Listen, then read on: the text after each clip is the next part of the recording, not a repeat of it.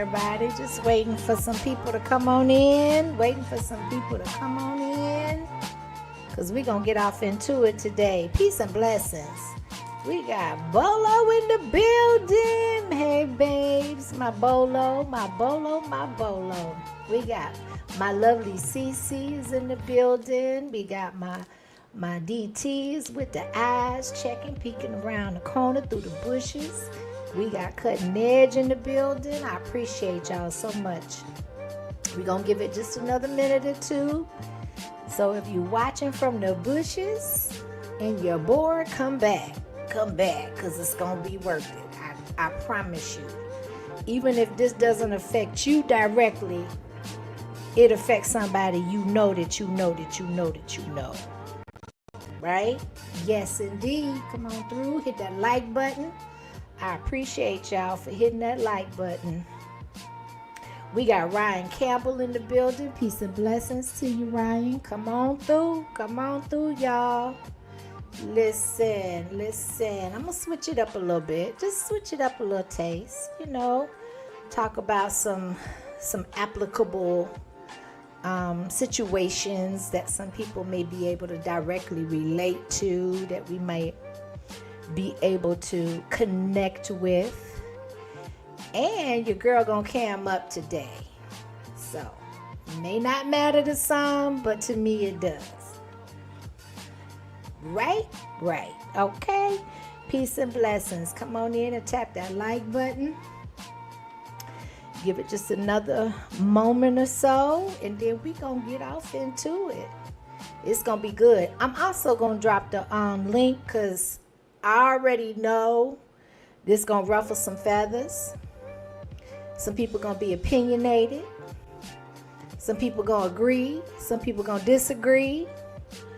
And that's what I love about content, is that everybody's entitled to having their own opinion, to having their own testimony, to having their own dialogue, having their own way of communicating with respect. Just because we don't agree don't mean that we have to be disrespectful because we don't agree or see eye to eye on a topic.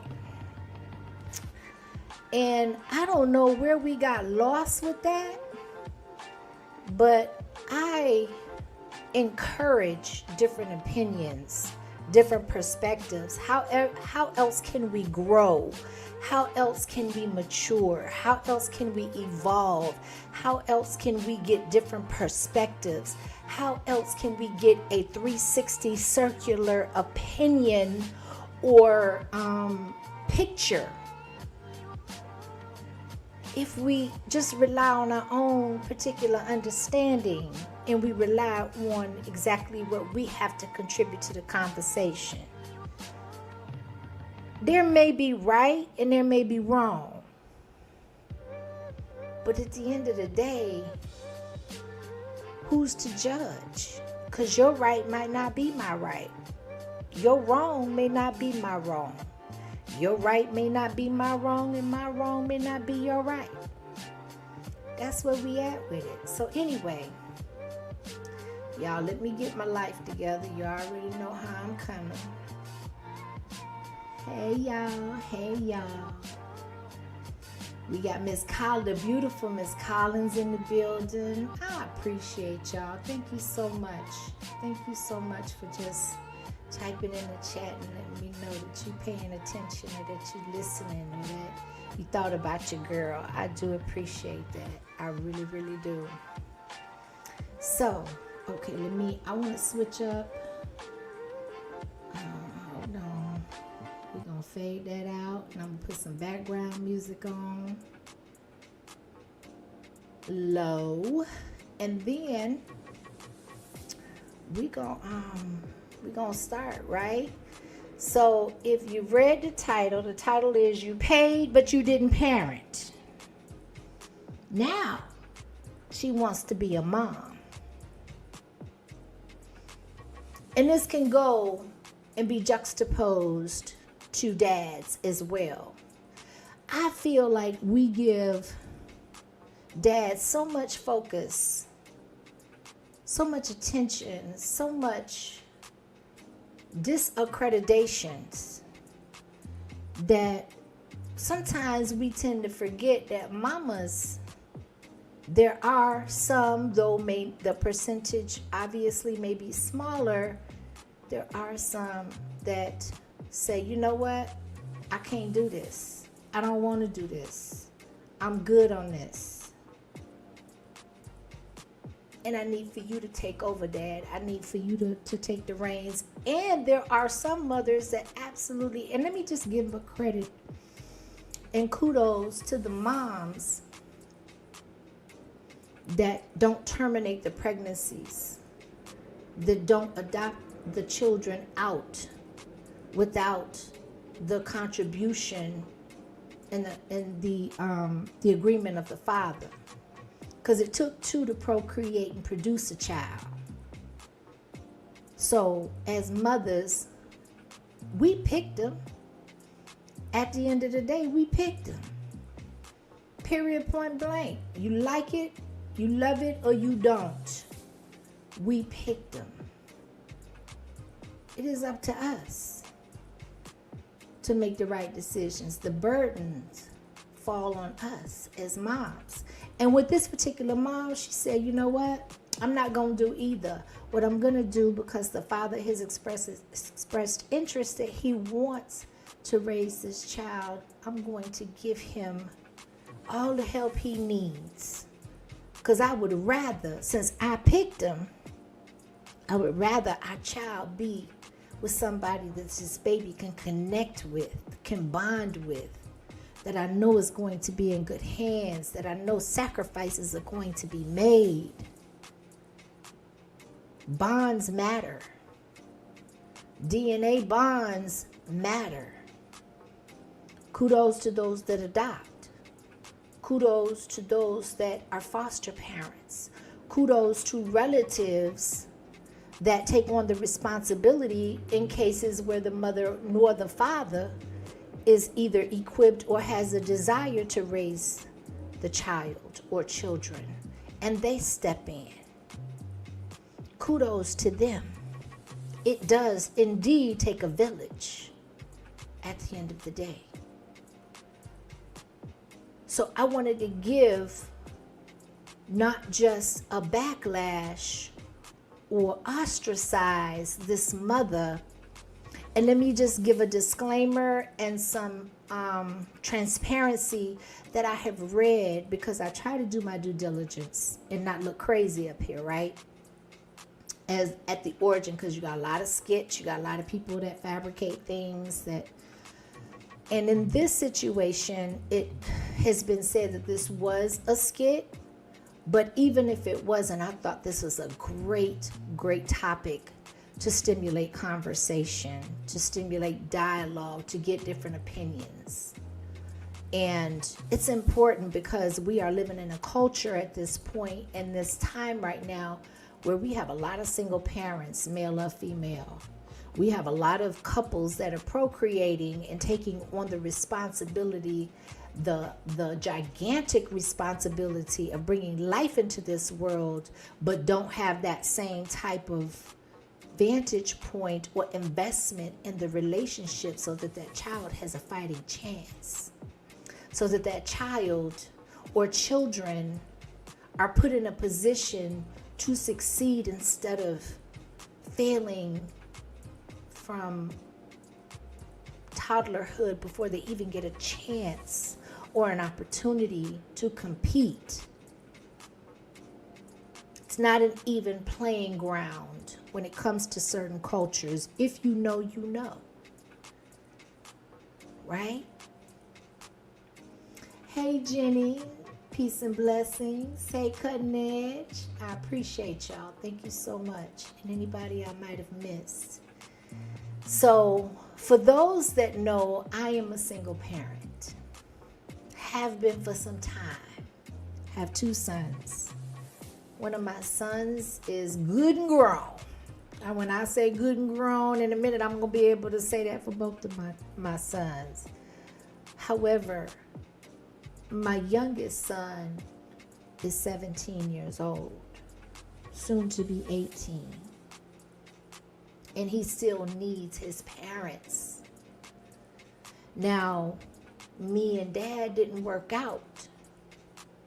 Even though we've known each other for almost 30 years, I stopped counting. After 20, it's like, look, I know you long enough, okay? I ain't gonna count. It's not important to count at this point. But one thing we can say for sure is that we do have our son's best interest at heart. Now, for me, personally, before we get off into the topic of what motivated me to do this live stream, it was a no-brainer. Because at the end of the day, I chose to have this child. I chose to have my children, our children. And if the father expresses interest or a desire to be present in any capacity that he can, I'm going to not only permit it, I'm going to encourage it. Because at this point, this is not about what I want. And I don't understand how parents don't get that. You make, particularly mothers, you make the decision to bear life. But how invested are you? And it will expose as to why you did it. If you do not do what is in the best interest of the child. And so today we're asking a tough question. This woman, I'm going to show a clip. I want to give you a little bit of preface. She had a child. She gave the child to the father to raise. Of course, we are living in a time where everything is more expensive, and I don't know what the situation, if it's a skit or if it's in real life, if there's any context missing. I'm not really sure, like, if they were able to communicate outside of the courts, but for the sake of the story, he took her to court and he won an increase in child support. And not only did she have an issue with that, but then she took issue by saying, okay, well, if I got to pay more child support, then I need to see my child. Ma'am, your child is 14 years old. So you done let me know right out the gate, you done put a price on your child. It's all about tying your value, the value and the worth of your child to money or to an amount. And I have an issue with that. So without further ado, let's get off into it. And I want her to say it for herself. Peace and blessings to the chat. Let's go. Yeah, 14 years ago, and I decided that I did not want to, you know what I'm saying, help raise or take care of that child at all. So I just left the kid in the responsibility of the other parent, of the father. And now, it's been 14 years. I've been paying my little couple $100s a month in child support because, all he asks for is, a few $100s a month in child support. I've been paying that. I haven't seen my child since basically my child was like, since my son was like 4 months old. That was the last time I seen him. And that was actually the first time I seen him too, when he was 4 years old. And now it's been almost 14 years. I haven't seen my son since he was 4 months old, and he's about to be 14. But anyway, so here's the thing. Now that my son can be 14, the little, few $100s I've been paying in child support, it's been cool. But now his daddy trying to get me to pay more money. So you didn't even bond with this child. You last had a relationship, according to you, with this child when it was 4 months old. Now it's 14 years old. So 14 years have passed, and you are speaking of it in a transactional context. Like you went to the store, you paid some money, you got a product, and you walked out the store with the product. As a mother, I can't comprehend, understand, nor would I want to. Whether this is a skit or whether it is real life, This is disturbing to me. Let's continue. I'm sorry, y'all. I was trying to let it play, but when she said 4 months to 14 years, but now because she's been ordered to pay additional child support or increase the child support, now 14 years later, you deem it worthy enough based off of a dollar amount to actually be interested enough to bond or to at least interact with this child. So you know what I'm finna do? Since he want me to pay more money, even though I ain't seen him in 14 years, and I get that.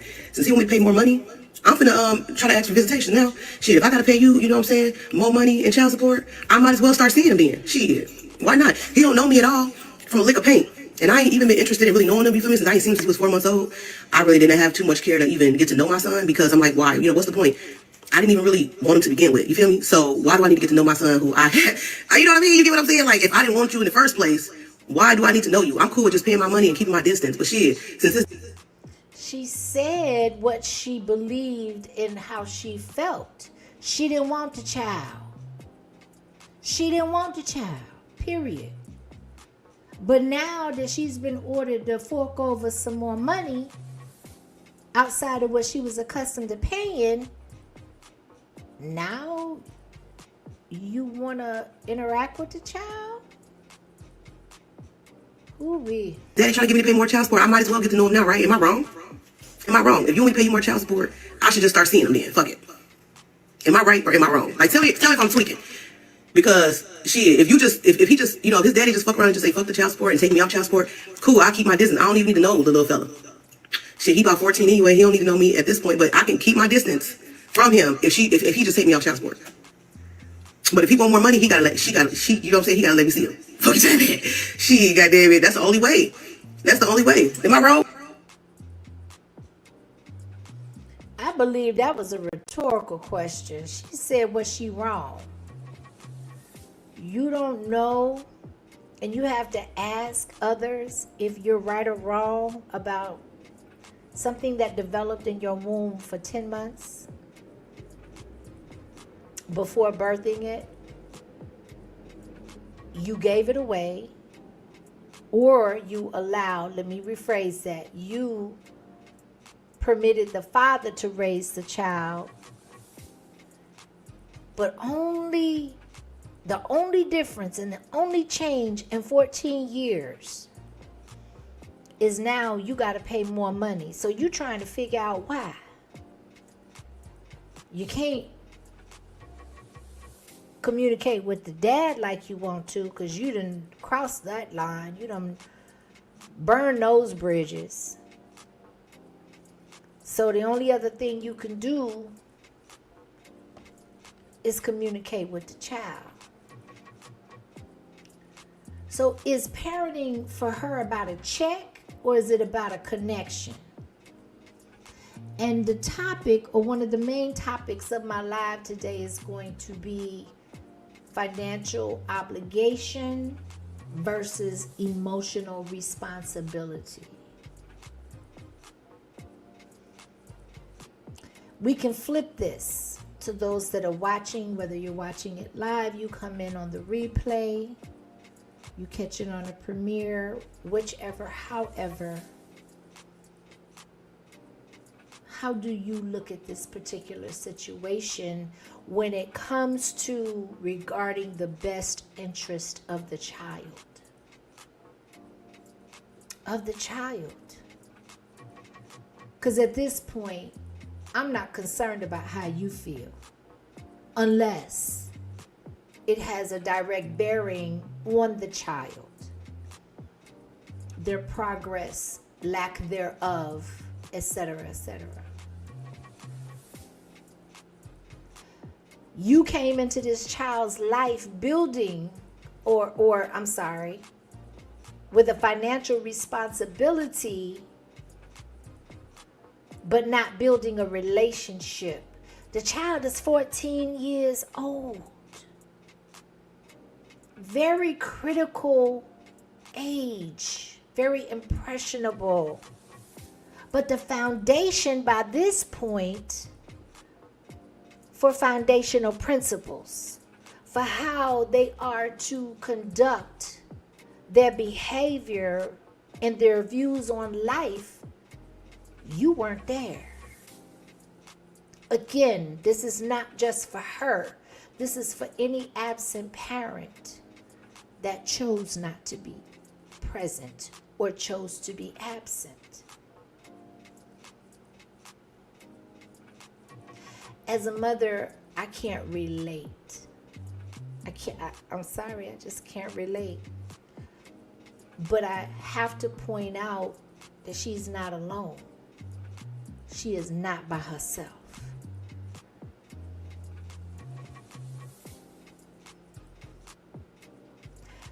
I have a question. Does fulfilling an obligation automatically give her the right to say, I want to be more interactive with this child? Because I can't even use the word present. She's not present. She hasn't been present. This child don't know her. How devastating this could be for a child not to even have the opportunity to bond with the life giver.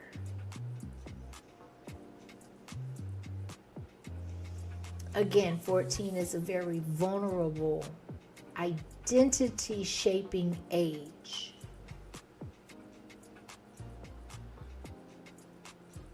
As a child, I would assume that the child would be super confused at this point, trying to figure out, why now?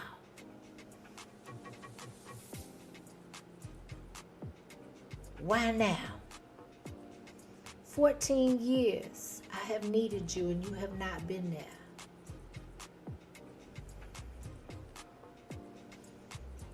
You have not been there.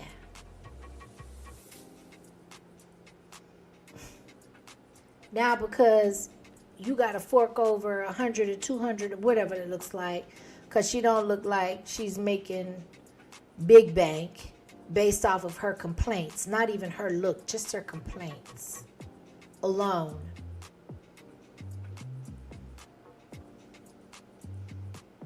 Now you want to interact with me, but at what cost? That child is accustomed to not having you there. Again, and I'm going to say this throughout the duration of this stream, that this just does not apply to her, but to any absent parent. For anyone that knows anything about me, which I'm very intentional about what I reveal on a platform to an abundance of people that have no clue as to who I am willing, have been willing, and been very vocal about my stance when it comes to children. Greetings to you, Felicia Fee. Thank you for coming through. We got ICU TV in the building. I don't know if I said hey to my girl Jenny, but peace and blessings to you. I appreciate y'all. Thank you for sliding through. Thank you for interacting in the chat.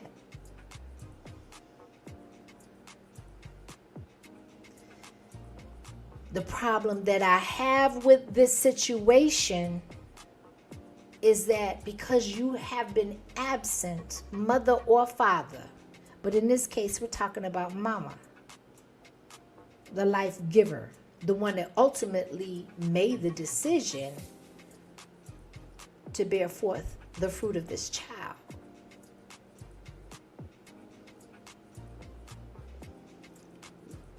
Do we entertain the possibility of trauma?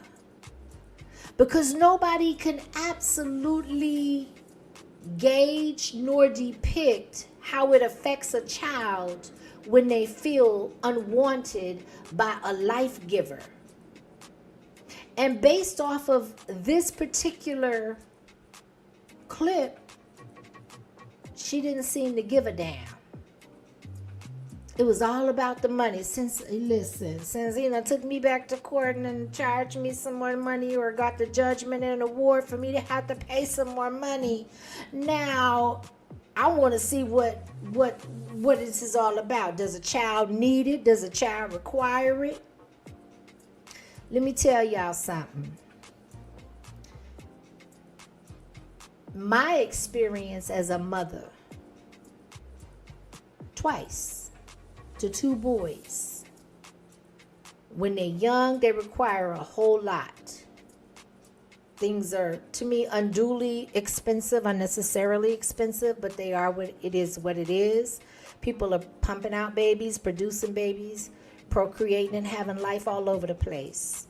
And I also noticed that there was a huge jump in the market of how much things cost during COVID, because when everybody was shut up and shut down at home, what else was people doing but producing babies? So a playpen that probably cost you $80 costs you about $400 if it's a good and safe one. That's a whole nother conversation. They know what they're doing.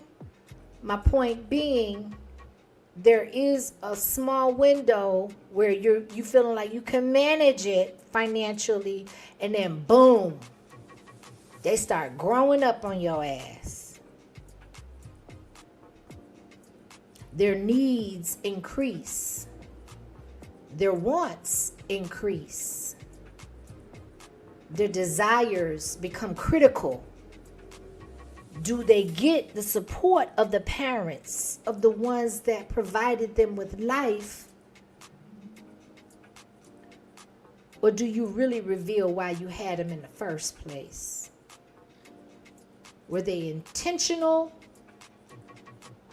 Do you love them? Or did you have them for the wrong reasons and now you're having regrets? At 14, any child potentially would experience some trauma of rejection, considering that child probably felt rejected for 14 years. Now you done popped in, or you decided you want to pop in. Everybody, including the internet, knows why you popping in. And that it has nothing to do with the child. It's monetary. I can tell you this, if I was the father, and this may be controversial, but I would say absolutely not. This child is closer to grown than closer to being a child. Whatever values, whatever foundational principles have been instilled in this child did not include you. You forfeited that right and you gave up that right. When you decided, it's one thing to say, I trust you as a father to provide and to have, to give a better upbringing to our child than I can give at this time. But it's something totally different to say, I want no parts of them. Who are we protecting here? The mother's rights or the child's well-being? Which one? What we saying? What is this mother saying to her child? Listen, I could go on, and I know I have belabored the point, but there is a second part, a big second part, and third and fourth of this live stream that I want to cover while I'm on here. And shout out to Anton Daniels. I don't agree with everything he says. I take issue with a lot of his perspectives. But this particular stream I cued in on, and because I was intrigued, and I do like his panel. On the After Hours show. If any of my mods can drop maybe the link to the After Hours show of the Anton Daniels show, I would appreciate it. If not, that's fine. I'll do it after the stream is over. But we're going to watch a few clips and we're going to chop it up and talk about it, because with the various people on the panel, there was a vast different amount of opinions that they were passionate about. So everybody that spoke, that had their perspective and had their belief, they were extremely, they stood 10 toes down with it, right? So we gonna go with the first one. I know y'all been listening to me, so let's just give this a little context as far as how this panel viewed this entire situation. Have the tables have turned for women. Oh, if I'm paying, stay away. Think about it. If I'm paying $5,000 a month, I need to be involved in my child life. Yes, You're not. y'all been doing math. Absolutely. Check this out. If Anton paid me $10 to come on the show, y'all will never fucking see me. Oh shit! Never. But if Anton say, okay, 2K, we got 200, I'll be there. It's just the same fucking thing. She paying more, so she needs to see more. Same thing. Yes, it is. No, it's not. How it works. That's her fucking child. You get to see more. That's her fucking child, dog. Did you hear everything else that she said? She said, I didn't want to bring him into the world. I didn't want to have nothing to do with him. Keep your bitch ass away from that kid. No, y'all paying Keep for it. your bitch. No, stop. I need to see this. No, bro. Stop. No, Keep your bitch ass away from that little boy. I need Stop, to see what I'm paying for. I need to see what I'm paying for. No, at age 14, the mother doesn't really have a say so if the kid doesn't want to go. She need to stay away from that kid. She gonna fuck that kid up with every little thing, every little piece of energy she gave that kid is gonna be fucked up. Well, the energy on the money too. The energy is on my money. So you don't want me to see the baby, don't ask for my money. Nah, that woman is evil. Stay the fuck away from that boy. No, I'm not saying that she's not evil, but it makes sense. No, it doesn't. It doesn't. Who don't want to see? Why is she evil? Because you heard the things that she said. She said she didn't want to have the kid. She wanted to get rid of it. She got rid of it immediately. She didn't see it. She don't care to see it. Then she said, well, shit, I got to pay some money. Sis, I got to pay some money. I want to see the kid now. Then she goes on to say, well, really, I could just stay out the mix. What the fuck are you? You're just trying to get some clout off a kid that you ain't never seen, pretty much, and that you don't even fucking know.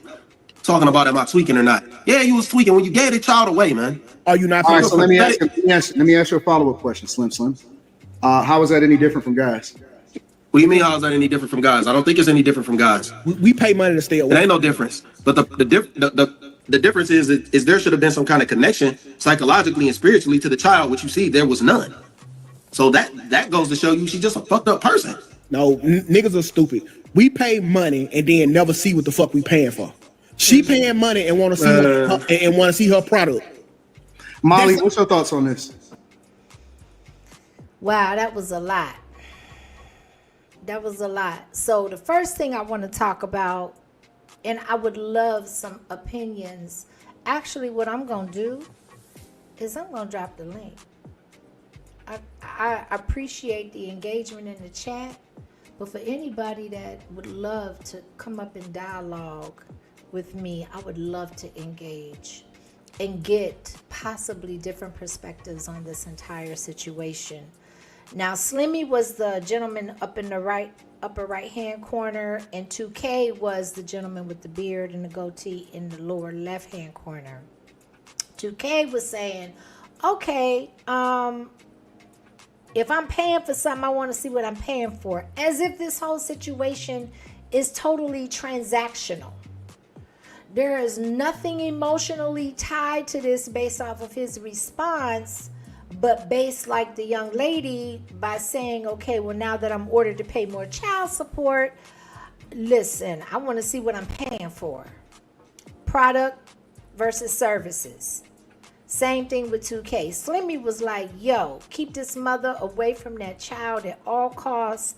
Whatever you do, do not allow that child to go and interact and become and have the potential to be in the mother's presence just for the mother to, once she gets what she wants, to abandon the child again. And now you got trauma reverberating all the way around once more, starting all the way over at such an impressionable and vulnerable age. Now we got two men here that are looking at it from a father's or potential father's perspective, and a masculine perspective by saying, okay, Slimmy is looking at it from an emotional standpoint by saying, absolutely hell to the no. And then you got 2K saying, well, if I'm ordered to pay more child support, then I have every right to see what the hell I'm paying for. And as far as 2K goes, there's a total detachment here. A total detachment.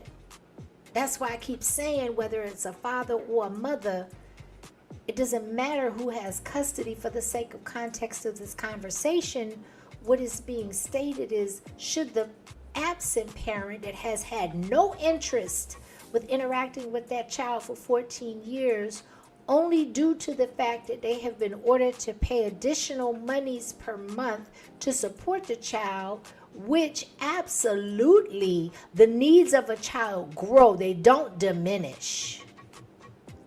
Ask me how I know. 14-year-old son or daughter, they are exploring, they are trying to find out who they are. They need options. Options cost. They cost time, they cost resources, they cost money, they cost sacrifice. As a parent, you haven't been there for 14 years. You don't know how that child's going to receive you.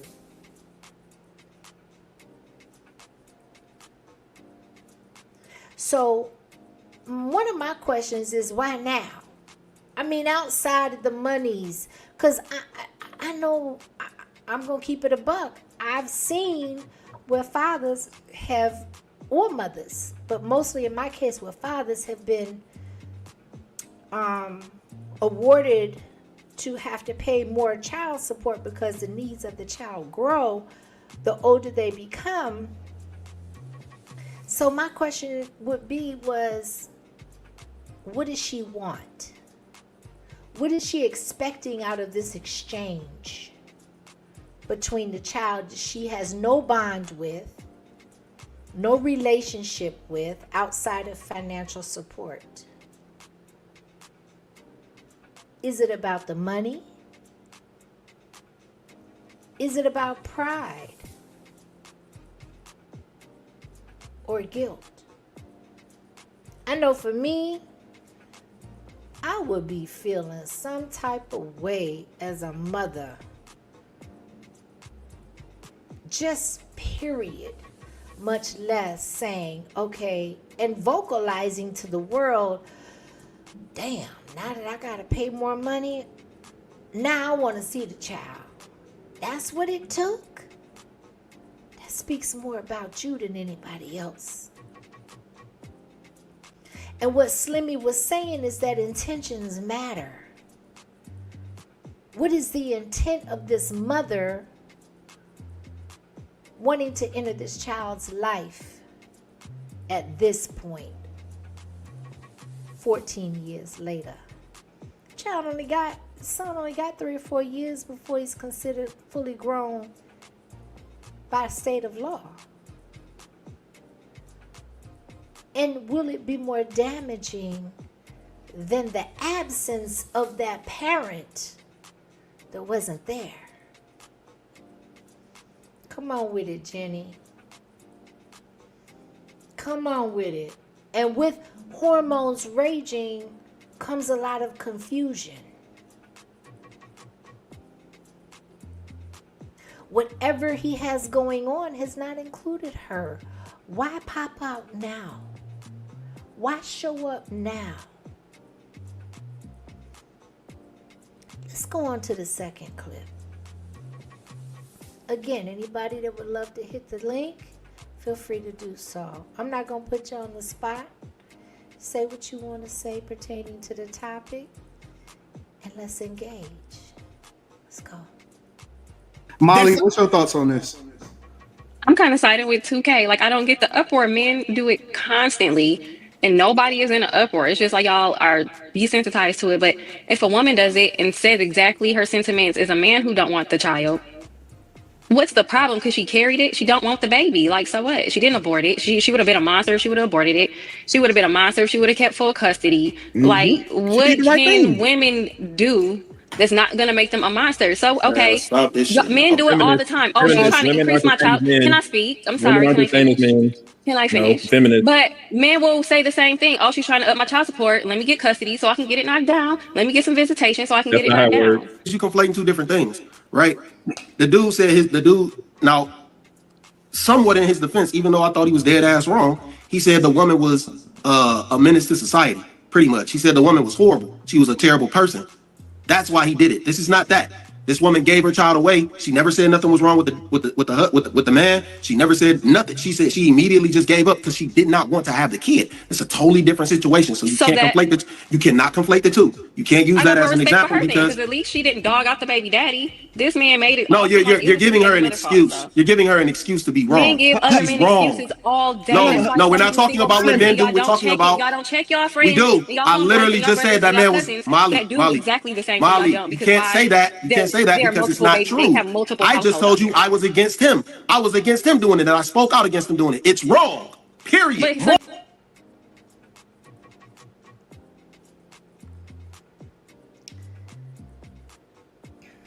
So Miss Molly flipped it. And basically her stance is if it was reversed, which it often is, with the father not wanting to participate or be active in it, and all he has to do is pay child support once he is obligated to increase his support financially. If he wanted to see his child, what would be the difference? And I'm going to give some pushback on that because of my personal experience. I am a mother first. First, I'm a woman. I'm a child of God. But I'm a mother. Ultimately, the decision is up to the mothers. However we got here, we're here.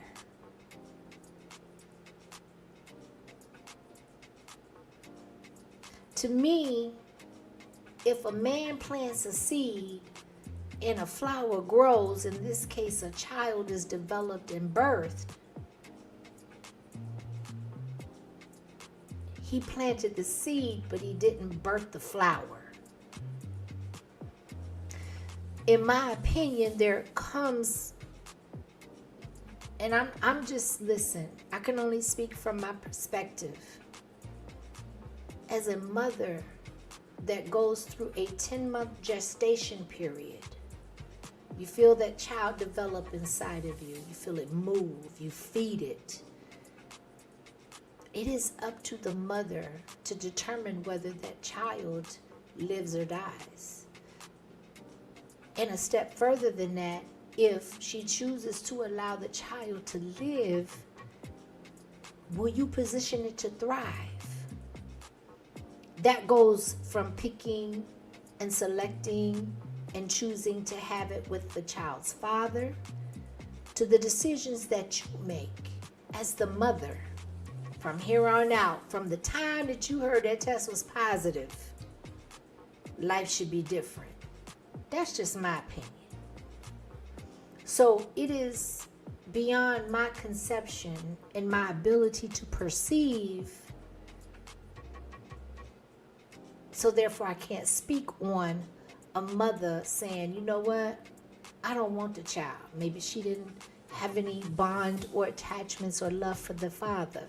Maybe it was a one-night stand. Maybe it was a fling. Maybe it was a toxic relationship. Maybe she was going through some things personally by trying to resolve her own personal traumas where she didn't have the capacity to take on another human being while she was doing that. Could be a myriad of reasons. However, we are still held to task and still held responsible for the decisions that we make. And what Molly said, Miss Molly, she said she didn't want the baby.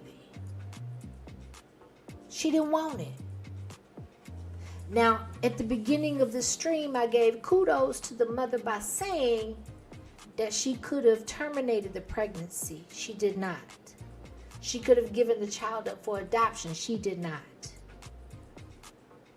She chose, for the sake of context, to give the child to the father.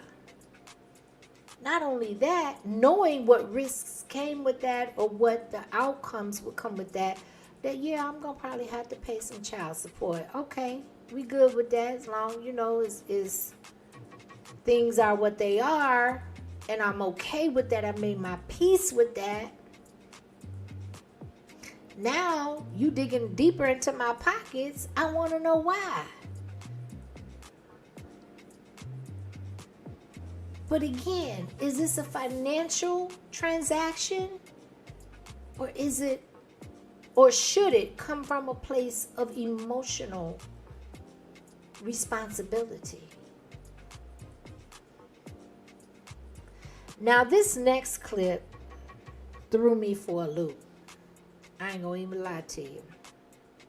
And instead of me giving preface, I'm just gonna play it, and I'm dropping the link again for anybody that might be interested, because this one might be triggering. For it may or may not. Let's go. Experience it as a child. That child does not need that mother. She does not need that mother back in her life. It's only going to damage the child. And that's coming from experience. It's just going to damage her and set her up for, set him or her up for trauma that she doesn't need. Until that child is old enough and mature enough, then I say come back into that child's life. But that's not needed. It's just, you gave the child up. Stay away until that child grows up. That's it. Now, I want to give some context.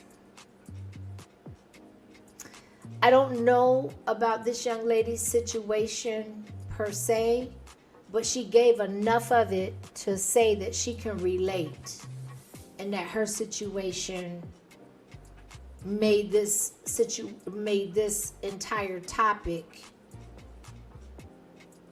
made it feel like she was reliving it all over again. That's my words, not hers. But she did give enough information to say that their stories are not that different. There's a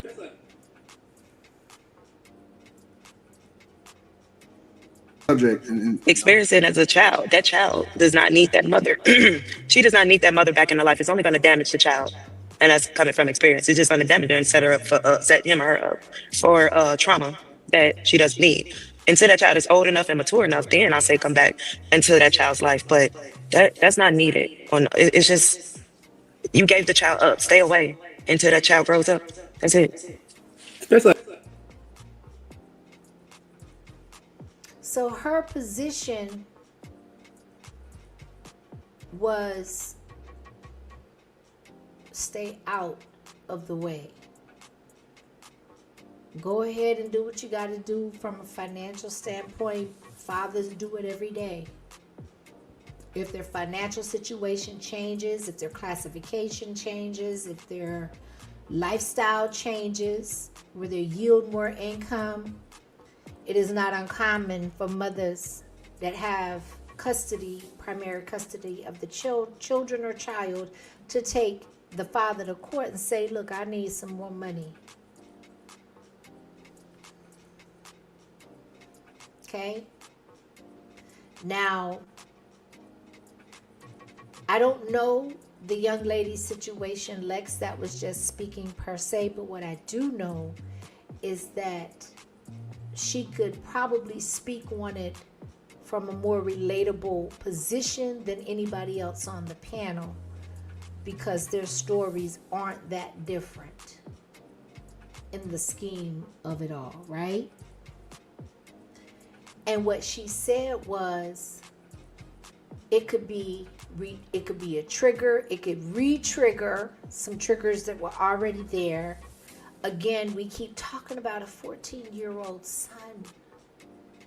Thank goodness he had a male influence in his life, somebody that looks like him, somebody that, I don't know what his upbringing is. I don't know the context of the personals behind the scenes. But what I can say is that the chances are probably, especially at this age, better coming from a man and a father and a male influence in the home than a female dealing with the male. I want to talk about the legal rights versus the emotional rights for a minute. I'm not going to spend a lot of time on it because that's not where my heart or my head is. But now we got to speak on it because legally, as a mother, she does have some rights, or I will say she may have rights. But emotionally, rights don't equal relationship. You don't have an emotional bond with this child currently. And the trigger for you as a mother to establish any type of communication with this child stemmed from a financial standpoint. Now, it is customary to think and to say and to assume that when a child grows through a gestation period in your womb, in your body, everything that you do, this child relies upon you for. And I'm speaking from a life giver's perspective. There's more responsibility required. There's more sacrifice required. It's more consequential, in my personal opinion. There's that saying, mama's baby, daddy's maybe. It's that way for a reason. Because fathers don't have wombs. They got seeds. Their apparatuses are external. Women's reproductive organs are all internal. Because we have the ability to reproduce life. I say that because as a result, there usually is a bond that is formed. A bond is not forced by money or law. A bond is God-given by the gift and the blessing that He has bestowed upon us. It has nothing to do with man. A bond is an internal. Law of money is external,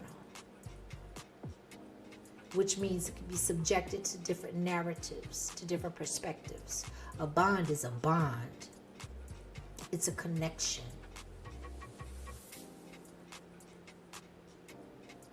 So my question is, should courts look at intent in history, not just biology and money? We know we come from a very flawed system, a very broken system, but it's still by design. It's still intentional.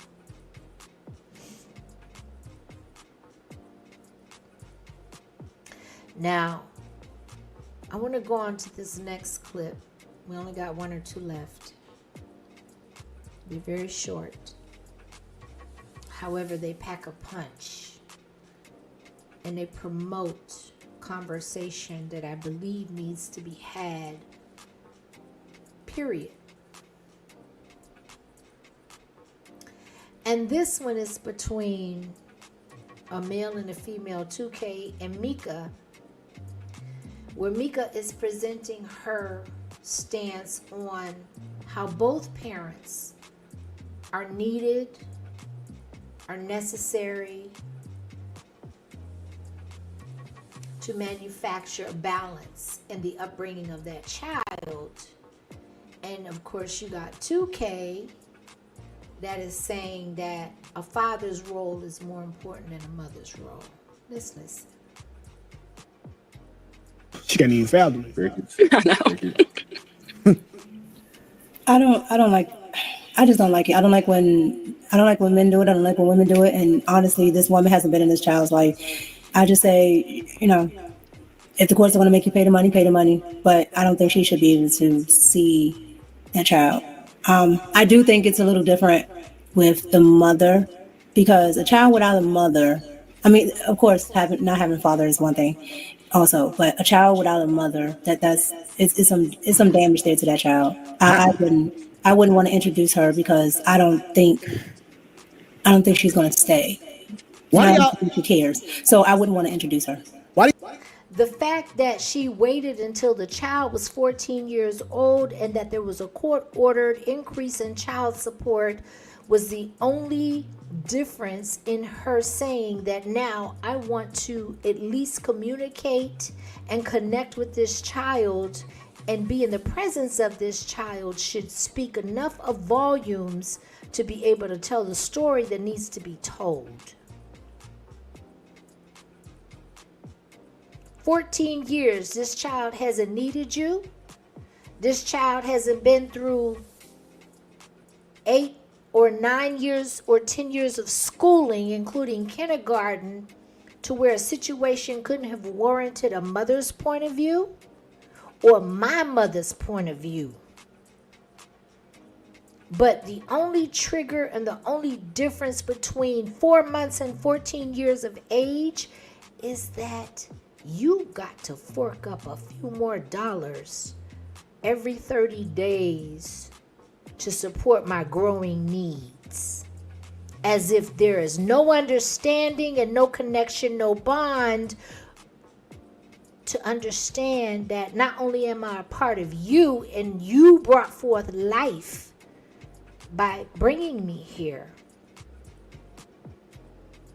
but then you turn around and the only reason that you would even entertain for you and I to occupy the same space is because now you got to pay more money. Whether that's a skit or that's in real life, if that particular situation is a skit, this shit happens in real life, and you have a lot of mothers out there that have children for the wrong reasons. You done told exactly who you are to the world, not just to your child, which is the most important person that perceives you in the manner that they do. But what's even more alarming to me is you don't even care. You don't give a shit. y'all think that motherhood is that important? It's very important, just like fatherhood is very important. Okay, listen. Okay, so listen. I get that motherhood is cool when you got it, but that's like the one thing in the world you probably don't need. Like when you leave the house, nobody gonna fucking nurture you, show you that love that your mama showed you. The hoes ain't gonna show you that love that your mama showed you. Like that's like the one thing that you probably can go without. Literally.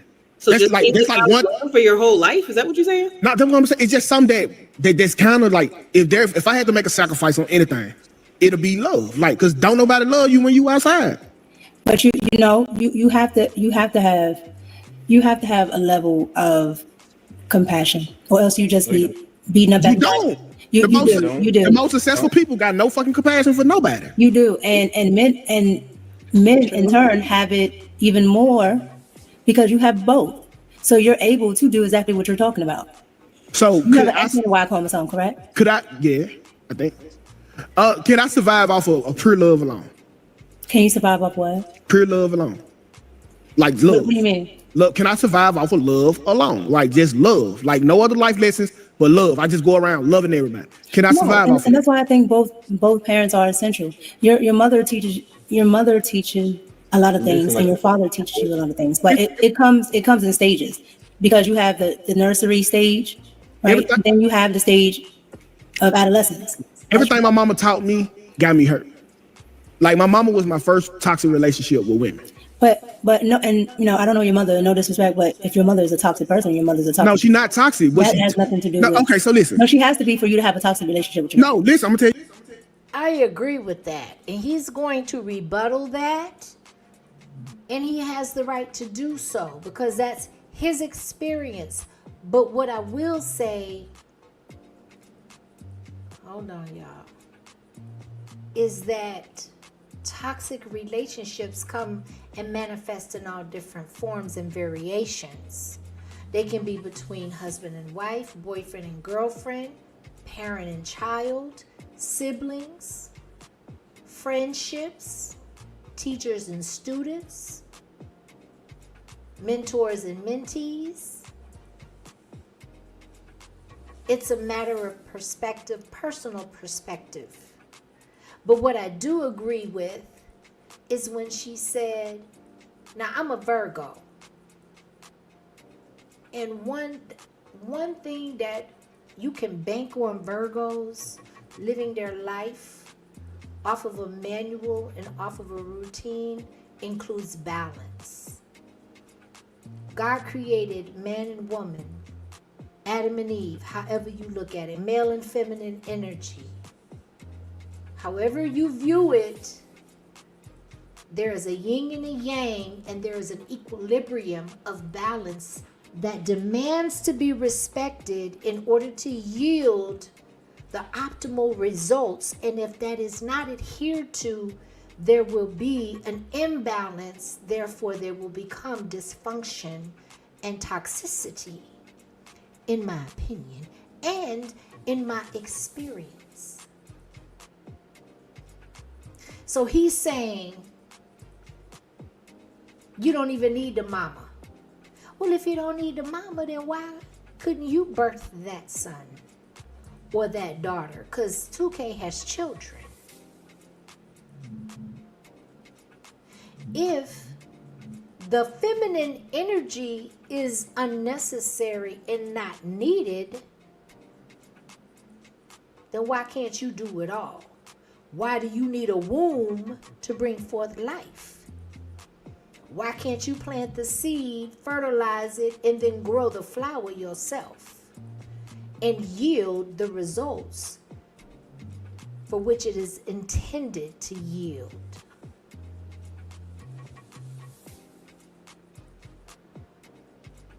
There is a recipe.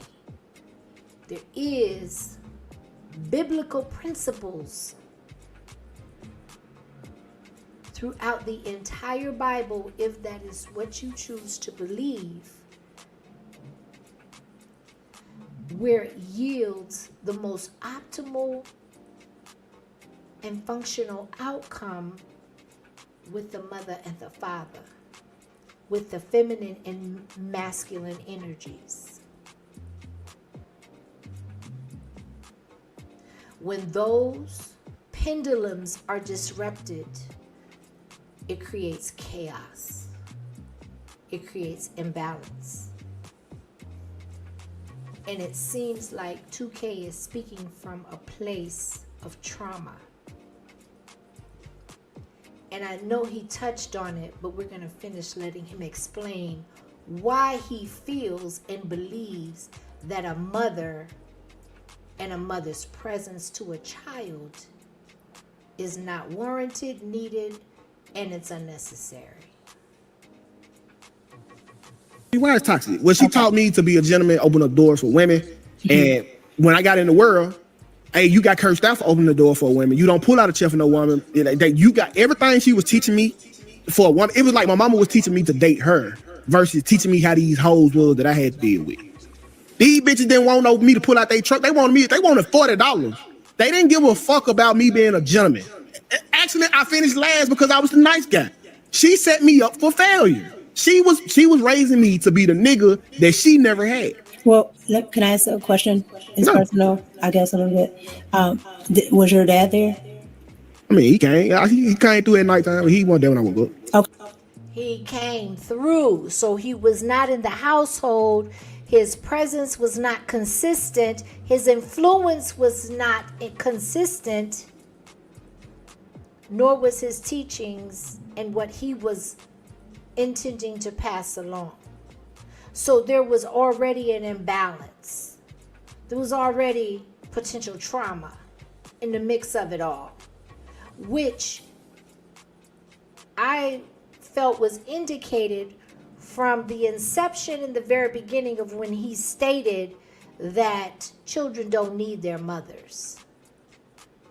They don't need their mothers. What they need is their fathers. Now, what I will say, hold on, y'all. I got to get my life together. Hold on. What I will say is that there are parental roles that are necessary and required for a balanced child's outcome, to have a fair shake and a fair chance in life itself as we know it. I have to be careful with my words because we are living in a time and in an environment where people will take one word that may seem or may be interpreted as being askew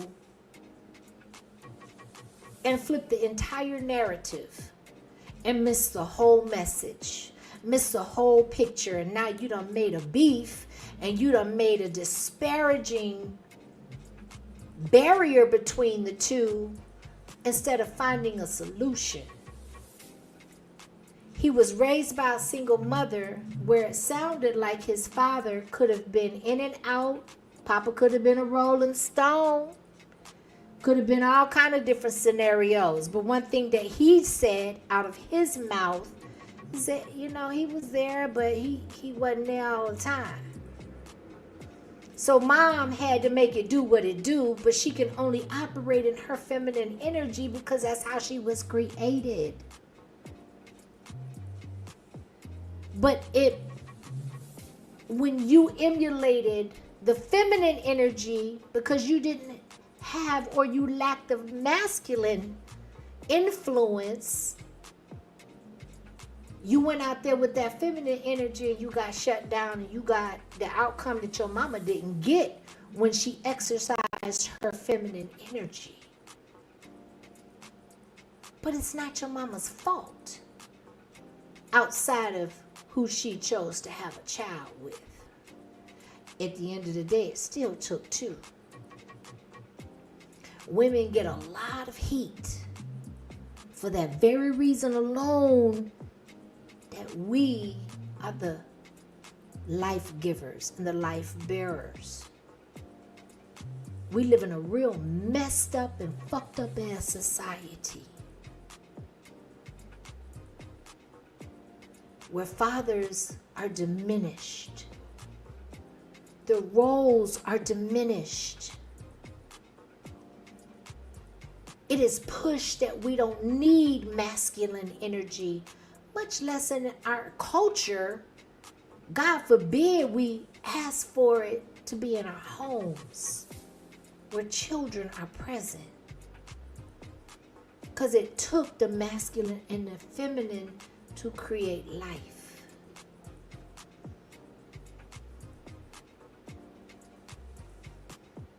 You know how I know? So let me give you a little background. I had a boyfriend in middle school, my very first boyfriend. And we were like best friends before we were entertaining. We knew nothing about the boy, but then the hormones started kicking in and I was like, oh my God, I could see me being with this man this young man for the rest of my life. And we became real close, and I became really close with his family. My family, my daddy wasn't having that shit. He was like, listen, you too young. Don't bring no boys home. I don't care about none of them. Right now it's about your education and about your chastity, and I don't care about nothing else. So we're not even doing this. We're not even doing this. But it transferred into high school. And I became very close with his parents. And I remember his mother said to me, I had gone to college, graduated college, moved to a whole nother side of the country, pursued my life. Me and her son still didn't have no bad blood. I went to college first because I was a year older than he was. He went to the military, and distance just kind of drudged us apart. We trying to figure out who we are, what we here to do, yada, yada, yada. Life happens, right? So we reconnected years later, and I called his mother, and I love her. I love her to this day. And she said to me, I ain't never imagined you having no kids. And I was kind of like taken aback. At the time, I only had my oldest son, right? And I was thinking, what a thing to say, but I didn't judge her. You know what I'm saying? We were young.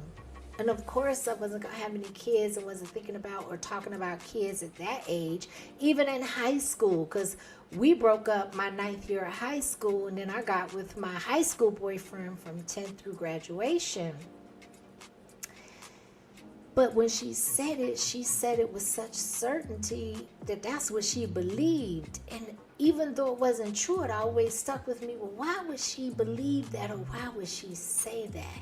Right? There had to be something in the tone to promote the tone that she said it in. It just kind of, it just stuck with me at the end of the day. It doesn't have to mean a whole lot. It just resonated with me, even to the point where I'm regurgitating it and speaking on it years and years and years later, where my sons are grown.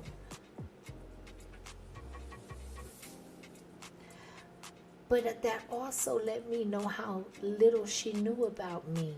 And maybe at that time, how little I knew about myself.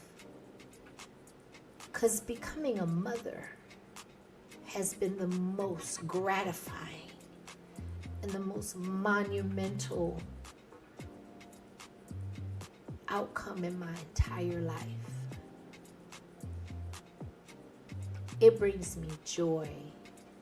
I don't care what I've had to give. I don't care if I whine and complain about the idiosyncrasies and the little small inconveniences. At the end of the day, I love my children.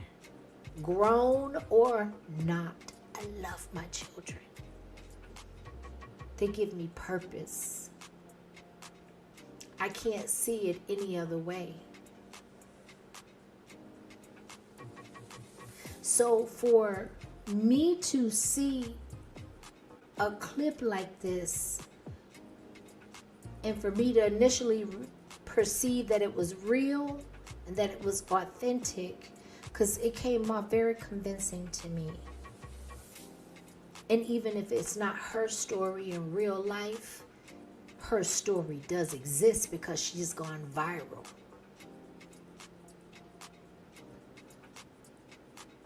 She's being talked about on huge platforms and on small ones like mine. But it's resonating loudly enough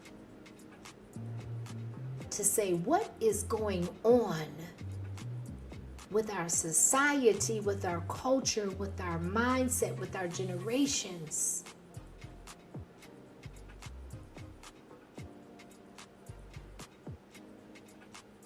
And what has got us to the point where we can even have these conversations? Right or wrong, back in the day, if women had what they call abortions, or they terminated their pregnancies, or they didn't want the baby, it wasn't broadcast for the world to know it. It was kept in house. It was kept in family. It was intricate. It was personal. Because in my opinion, there was a lot of shame attached to it. If we can bear life, bring forth life, and give life, how in the world did we get to the point where it can be so easily discarded? We can give a carbon copy of ourselves to people that at the end of the day, we don't know better than ourselves to raise, to take care of, whether it's the adoption agency, foster care, even fathers, where the mother just totally detaches herself and says, I refuse to be present. I can't imagine.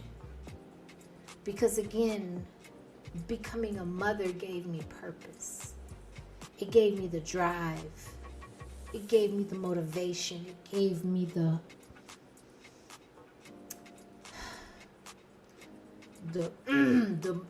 movement in my motor to get my shit together. Because I didn't have it together before I started having children. I was still trying to figure that thing out. But I tell you what, it is still an intentional act. And whatever decisions you make as a mother, you will yield those consequences at the end of the day, right, wrong, or indifferent. You can justify it away, you can explain it away, you can excuse it away, you can do whatever you want to do, but life is going to show you different. That's not a small task. Again, the gestation period is 10 months before you even lay eyes on that child, before you know what they look like when they're an egg that is hatched in your womb.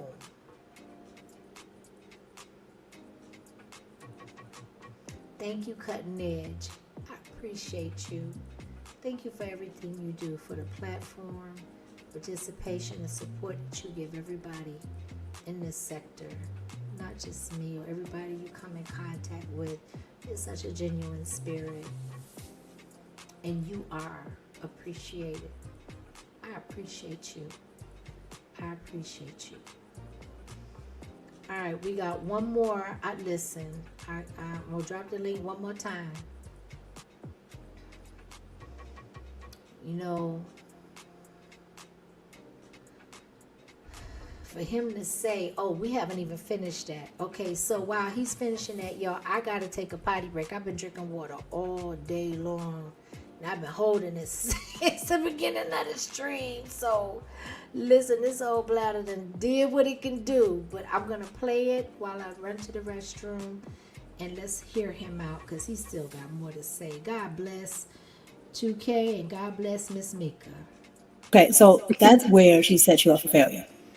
Not the things that she taught you, because you should teach women, well, you should teach girls and boys to be respectful, and you should teach them how to interact properly in environments. No, that's the reason why. So this is the crazy part about it. But if you don't have context to all of that, then yes, you're teaching them wrong. But that wasn't your mother's job to teach you. That was supposed to be your father's job. Listen, my dad was telling me the whole time, but I thought because his ways sounded wicked that he was wrong. And my mama was right because her shit was rooted in love. She was like, no, 2K, you treat her like this and you be a gentleman and you be nice. And my dad was like, man, fuck that hoe. Go fuck her sister.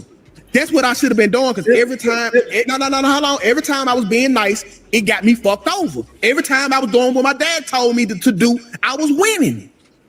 I agree. Everything a mother tells you is going to eventually get you hurt sometime in the world. Love is going to get you hurt sometime in the world. Compassion, all that shit that a woman teaches is going to get you hurt somewhere down the line in the world.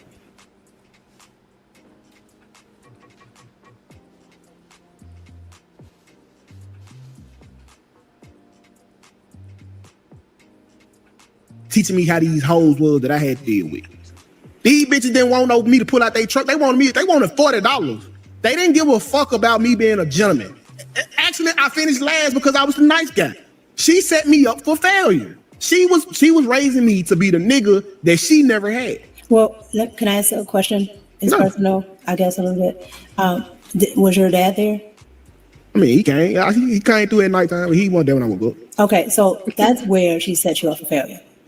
Not the things that she taught you, because you should teach women, well, you should teach girls and boys to be respectful, and you should teach them how to interact properly in environments. No, that's the reason why. So this is the crazy part about it. But if you don't have context to all of that, then yes, you're teaching them wrong. But that wasn't your mother's job to teach you. That was supposed to be your father's job. Listen, my dad was telling me the whole time, but I thought because his ways sounded wicked that he. But was your daddy there?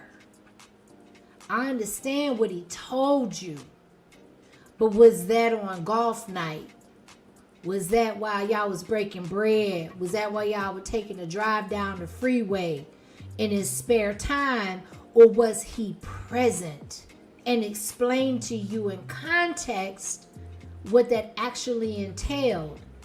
Because your mama seems to have gotten the brunt end of the bargain when she gave the most sacrifice. She did what she knew in her essence what there was to do.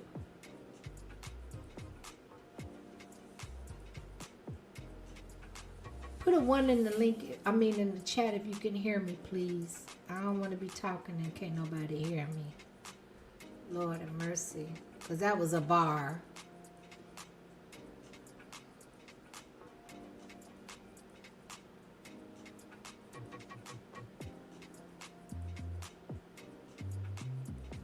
Okay, thank you, Selena. Hey, beautiful.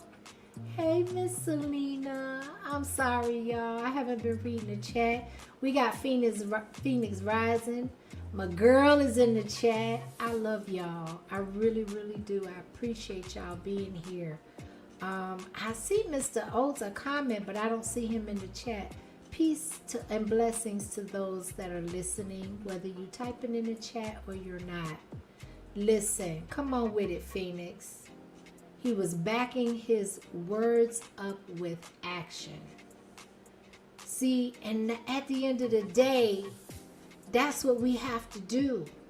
That's the only way you're going to get any validation or acknowledgement for your efforts.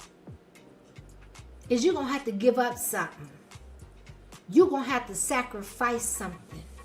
Let me tell you, Mr. Oates, we all, amen to that, but we all have experienced trauma. And that's what I believe they have been calling generational curses. I believe that's how we get to that. Okay, so Jenny says her feed is lagging. Can y'all put a 1 in the chat if I'm good? Or a 2 if there's some issues. Because when I speak, I want it to definitely be able to come through clearly. 1 in the chat if y'all can hear me good. And a 2 if things are coming in kind of funky. All right, appreciate y'all. Thank you so much.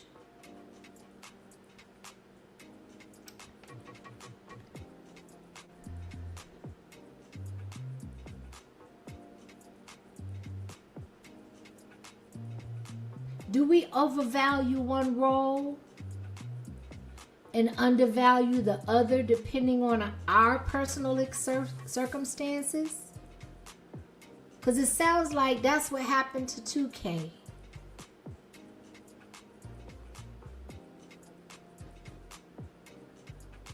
It sounds as if his mother was his primary influence, and then whatever he chose to take from her and implement in his personal relationships didn't work at that point in time. But is it all her fault? And does it make her wrong? Because again, I want to go back to the intent. I want to go back to the intent. It sounds as if she was telling him what she knew. That she was speaking from personal experience and she did the best with what she had and she passed it along to him. But instead of saying, okay, it didn't work, some things didn't work, we resort to saying, well, it messed up my whole perspective in life when it came to relationships.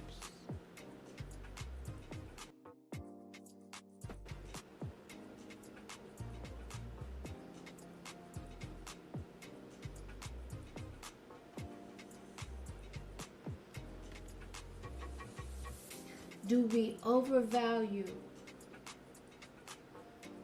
one role and undervalue the other, depending on our personal circumstances? Another question I'm going to ask, or should it depend on who has been there for that child? That's what I've been touching on the last couple minutes is, do we work on or do we base our judgment off of the gender roles, or do we give some grace and consideration on the intent of the one that was there? No matter what it look like. No matter how the odds have been against them, which trickles down to the children.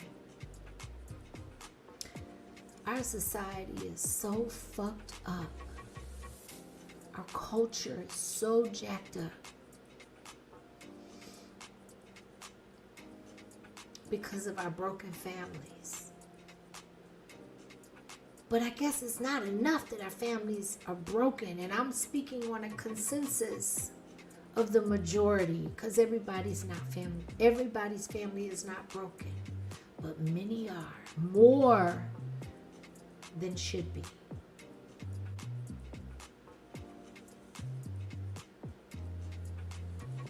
But where does any type of positivity, any type of grace, any type of consideration that is given for those that are doing the best with what they have? And there comes a time when those children become adults and have the information and the wherewithal to be able to decipher, because life will teach you and it will educate you over time that, you know what, my mama wasn't perfect. You know what, my daddy wasn't perfect. You know what, shit was chaotic in my house. My brother treated me like shit. My sister acted like I wasn't even there. But at the end of the day, we did the best that we could with what we had. We made lemonade out of lemons.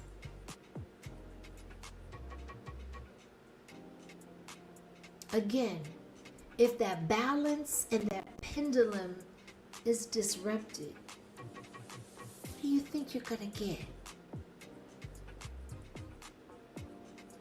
I came from a 2-parent home, and in a lot of avenues it was dysfunctional. However, I chose to hold on to the fact that at least my parents held on, even if it was for just my sake. I have other siblings through my father, but my mother was the one he chose to stay with. I was the child he chose to raise. And then I turned around, did not anticipate it whatsoever to become a single mother. But one thing that I've never done and that I will never do is I won't make excuses. I get up every morning because my children give me purpose, they give me direction, and they keep me grounded. And for that mother to dwindle the relationship or lack thereof with the child that she brought into this world based off of a judgment increase through the child support courts, low-key infuriates me.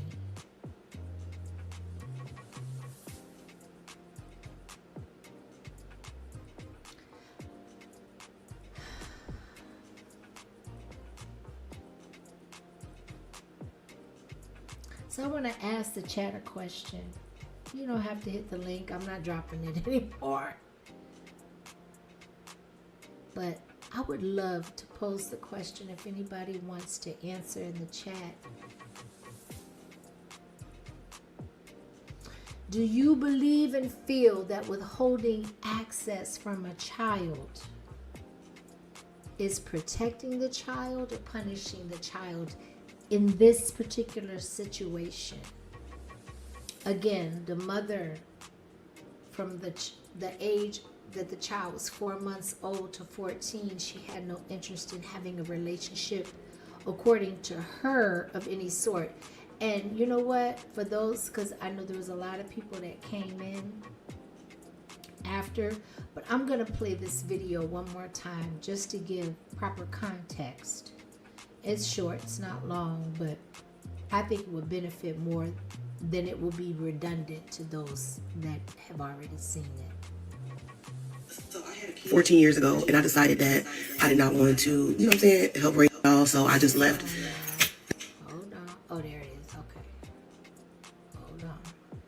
So I had a kid 14 years ago, and I decided that I did not want to, you know what I'm saying, help raise or take care of that child at all, so I just left the kid and the responsibility of the other parent, you know, of the father. And now, you know, it's been 14 years. I've been paying my little couple $100s a month in child support because, you know what I'm saying, all he asks for is, you know, a few $100s a month in child support. I've been paying that. I haven't seen my child since basically my child was like, since my son was like 4 months old. That was the last time I seen him. And that was actually the first time I seen him too, when he was 4 years old. And now it's been almost 14 years. I haven't seen my son since he was 4 months old, and he's about to be 4.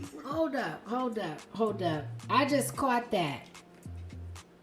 She said the first time she saw him, he was 4 months old. Girl, bye.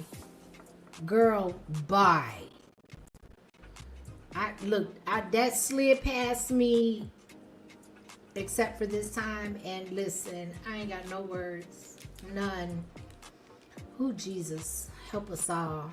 In child support, I've been paying that. I haven't seen my child since basically my child was like, since my son was like 4 months old. That was the last time I seen him. And that was actually the first time I seen him too, when he was 4 years old.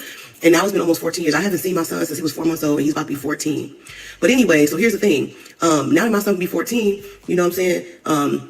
The little, you know, few $100s I've been paying in child support, it's been cool. But now his daddy trying to get me to pay more money.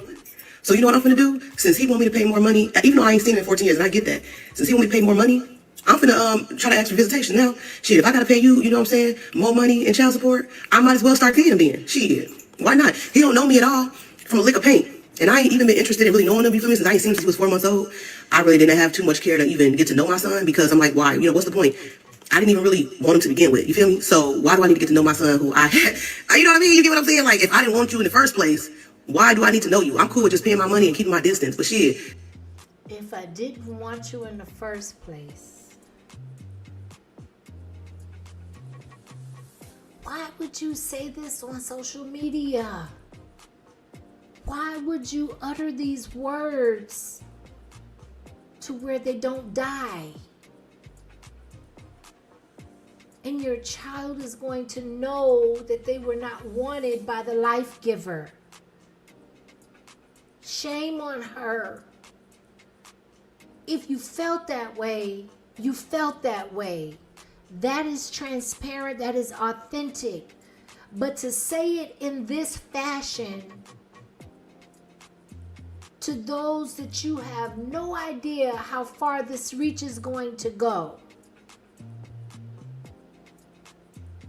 to where your child is going to inevitably play this over in his mind 1,000,000 times, even through him having children of his own.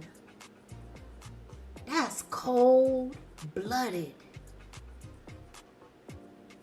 And I am going to say, if this is real and this is not a skit, even if it is a skit, you done messed yourself up. But if it's not a skit and this shit is real, God bless you. God bless you. Because you cold-blooded. You cold-blooded. Since his daddy trying to get me to pay more child support, I might as well get to know him now, right? Am I wrong? Am I wrong? If you want me to pay more child support, I should just start seeing him then. Fuck it. Am I right or am I wrong? Like, tell me if I'm tweaking. Because shit, if he just, you know, if his daddy just fuck around and just say fuck the child support and take me off child support, cool, I'll keep my distance. I don't even need to know the little fella. Shit, I don't even know the little fella, as if it was a puppy that came from a litter that you paid for. Because the only interest that you've had in even making this type of content and uttering these words out loud is because you're going to have to work a little bit harder, longer hours to support a child with growing needs. Sister, I got no respect for you or your kind. None. And if this is a skit and this shit ain't real, my sentiments stand. Because it's a matter of perspective and interpretation, and the fact that you done threw this out there in the universe, real or not, and you cammed up and said this shit, you didn't do nothing but iterate the cancer in our society when it comes down to the breakdown of our families. And I said what I said. 14 anyway, he don't even know me at this point, but I can keep my distance from him if he just take me off child support. But if he want more money, you know what I'm saying? He gotta let me see him. Fuck that. Goddamn it, that's the only way. That's the only way. Am I wrong? So I had a kid. That must be a rhetorical question. That must be a rhetorical question. Are you wrong?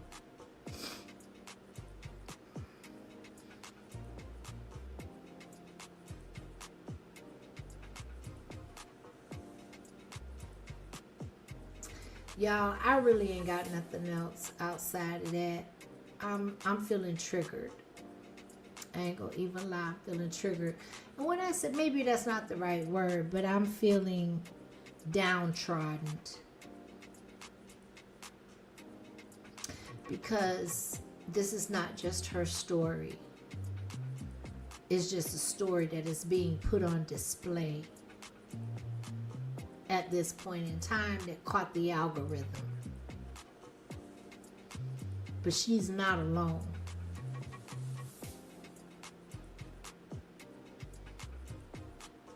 And at the end of the day, we got a lot of messed up, broken, emotionally and spiritually malnourished children out here because of the parents' lack of judgment, indiscretions, selfishness, narcissistic behaviors and ideologies, selfishness, lack of God in the home, lack of morale, lack of foundation. If you think I'm preaching, click off. I don't care.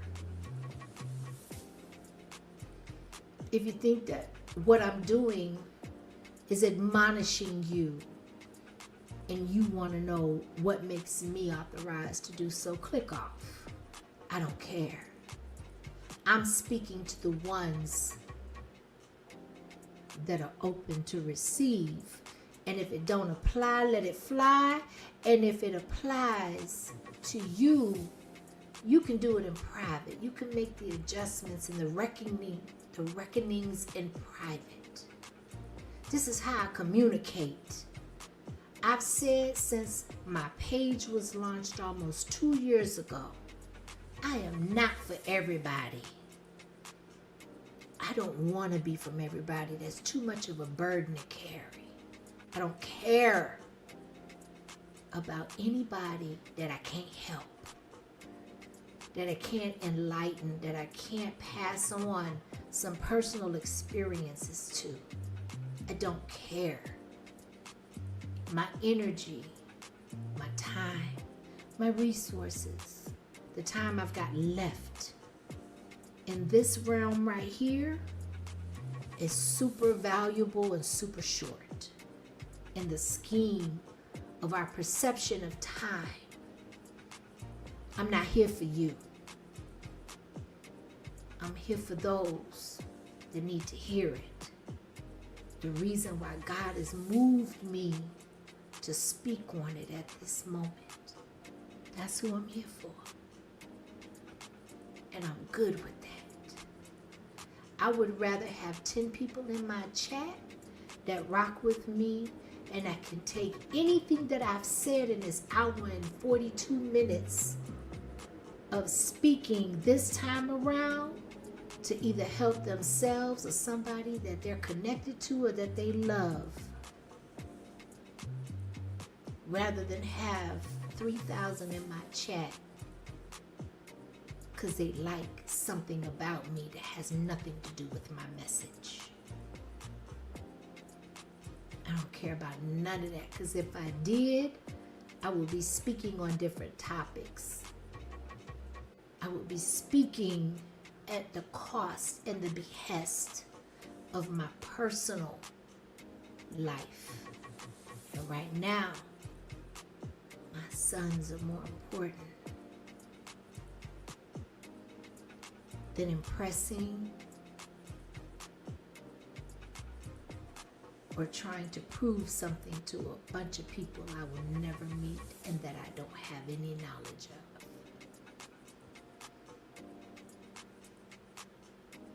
And I mean that 10 toes down with every fiber of my being. I move when the Spirit leads me to move. Do I get it right all the time? Nope, I don't. We are imperfect. We are all imperfect. And none of us are going to get it right all the time. But I'm telling you, I love our children. Our time here is limited.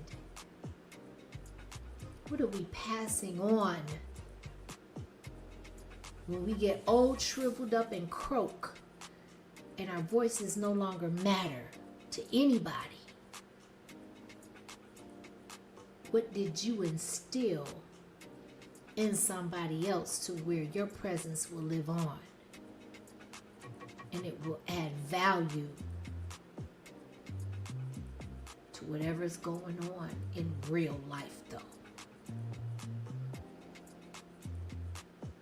I appreciate y'all. That is my time. Thank you to all of my mods.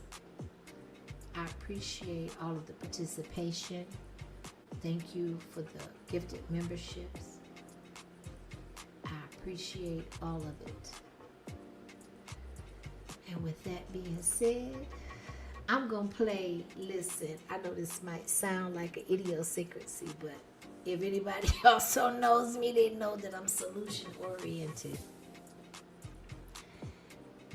And I know this was a tough topic. I know this was a controversial topic, and it can be a Debbie Downer for many, especially those that are in this situation. But there is this one little video that I absolutely listen to when I want to get perked up.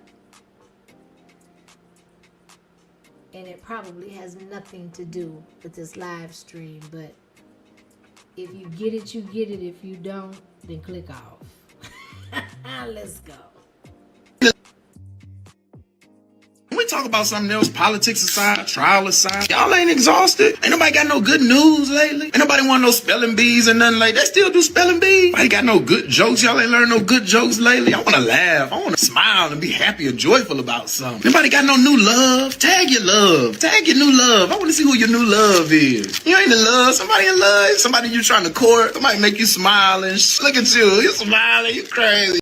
You gotta get you a new love. Anybody want no volleyball game this summer yet? Tell me something good. Nobody got no promotion? You got a promotion? What's on TV? Ain't nobody got renewed for a new season, maybe? No good knock knock joke. Knock knock. Who's there? Right? Say something positive. Write something positive. Something that make me laugh. Make me laugh. Make me laugh. Let's do that. Okay, so say something funny. Y'all don't get tired of going back and forth with people online and in life? Where's the outlet? Like, come on, y'all. Let's be each other's outlet. Like, what's up? Tell me something good. Tired of all day, all my life I had to fight. Got me over feeling like Miss Sophia. Shit, damn. I just feel what Miss Sophia was going through. She meant that when she said, all my life I had to fight. Whoever wrote that line, they been through something. That part.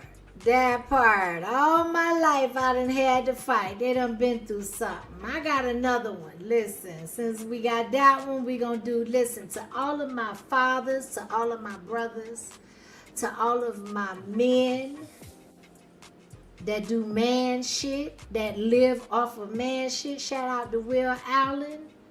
This is for y'all. Brothers, let's embrace our power and potential with these affirmations of self-belief. I am the architect of my destiny, shaping a future filled with abundance and success. I radiate confidence and charisma, attracting positivity and opportunities into my life. I am a beacon of resilience, turning obstacles into stepping stones for growth. I am worthy of love and respect, and I honor myself by setting healthy boundaries.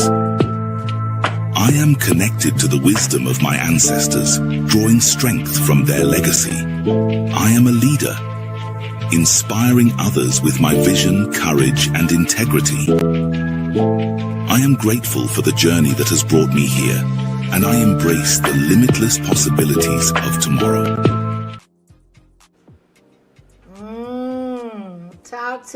Talk to me about it. Listen, and I can't leave out my ladies, and I can't leave out my mumus. Let's go.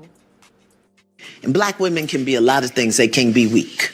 We can be fat. We can be ashy. We can we can be broke. Okay, we can be a lot of things, but we cannot be weak. That's our kryptonite. We have been taught that our feminine side, our soft side, our vulnerable side, our receptive side, our open side, we've been taught that that's a weakness, and it isn't. What we have to do is take the pants off and learn how to be alpha in our panties. I won't play that again. And black women can be a lot of things. They can be weak. We can be fat. We can be ashy. We can we can be broke. Okay, we can be a lot of things, but we cannot be weak. That's our kryptonite. We have been taught that our feminine side, our soft side, our vulnerable side, our receptive side, our open side, we've been taught that that's a weakness, and it isn't. What we have to do is take the pants off and learn how to be alpha in our panties. Now I want to give her. Hold on. Let me get my life together. I don't know what I got to do to put myself back up on the screen. Hold on. Oh Jesus. Hold on, y'all. Well, my settings got to be a little messed up, so we're going to roll with this for a minute. But at least you can see me, because I want you to be able to see me, women, as I express this to you. I'm a woman that has mistakenly prided myself as being strong and looking at my strength as being an asset or as a strong point. When the last, I would say, since my cancer battle, I've had to reevaluate life as I see it and as I know it. And that I give myself permission to sit in my femininity. Because I've been a single parent raising boys, I've gotten confused. I've had to try to trick the life's algorithm, for the lack of a better word, if you will, in order to raise masculine, strong, successful, and independent young men. I knew I couldn't do it sitting strictly in my femininity. This is a very important topic for a culture where there's a lot of single mothers. And I want to tell you that femininity still thrives. Chaos is abnormal. It is an enemy. It is an antithesis of balance, which means that and balance, chaos and balance don't go together.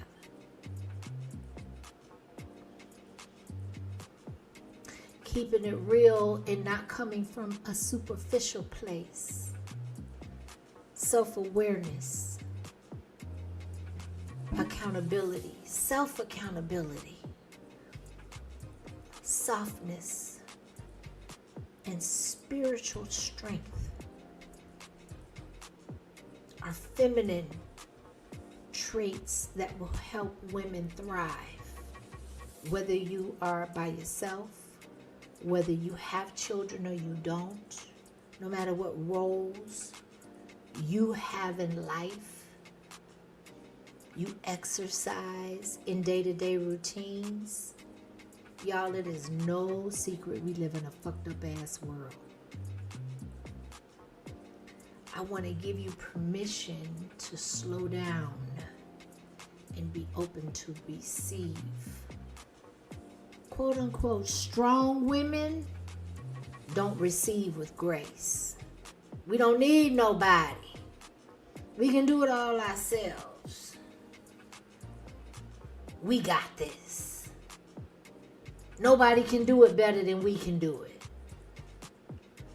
We fucked up if we sit in that and we accept that as our truth.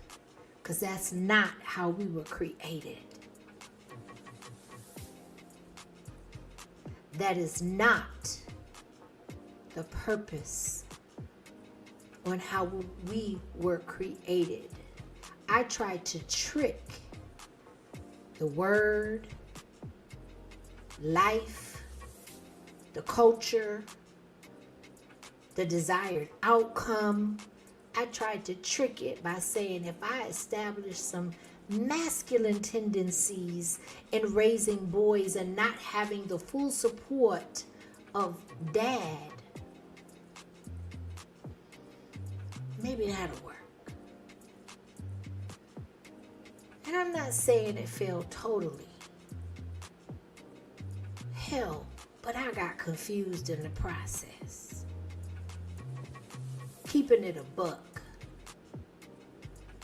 Because I wasn't created in masculine energy.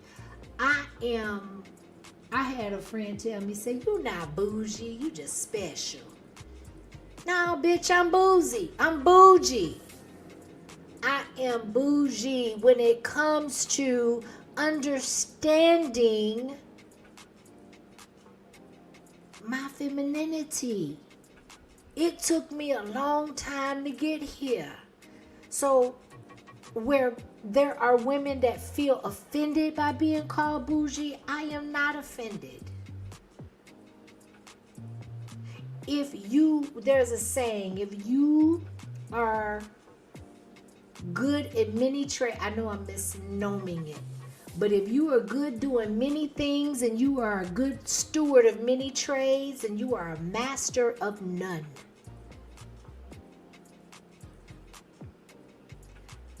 What I have found in my latter years of living is that I want to become the master of something. I spent a lot of years trying to be good at a lot of different things, but becoming the master of very few.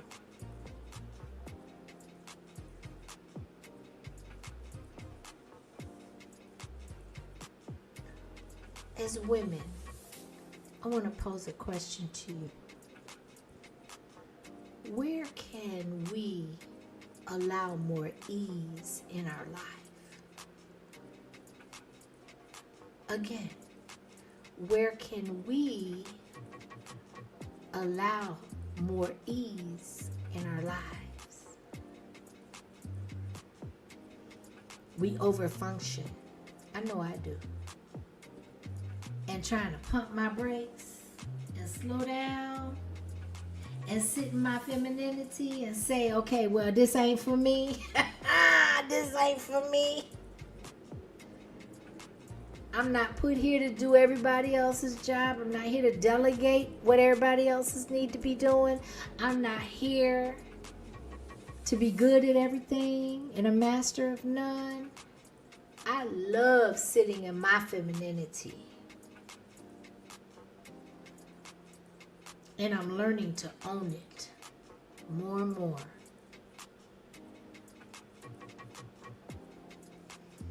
I'm a thinker. I don't do much feeling. But I like to think. Because that's how I was taught. That's innate in me. It's inside of me.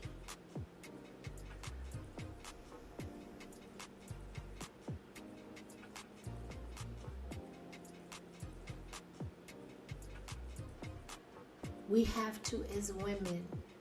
And I didn't skim over the men for any particular reason other than the fact that I can't speak from a man's perspective.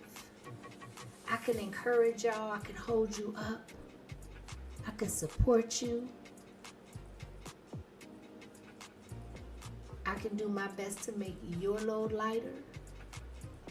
But I can't speak from your experience. I can only speak from a feminine experience, from my experience, my personal experience.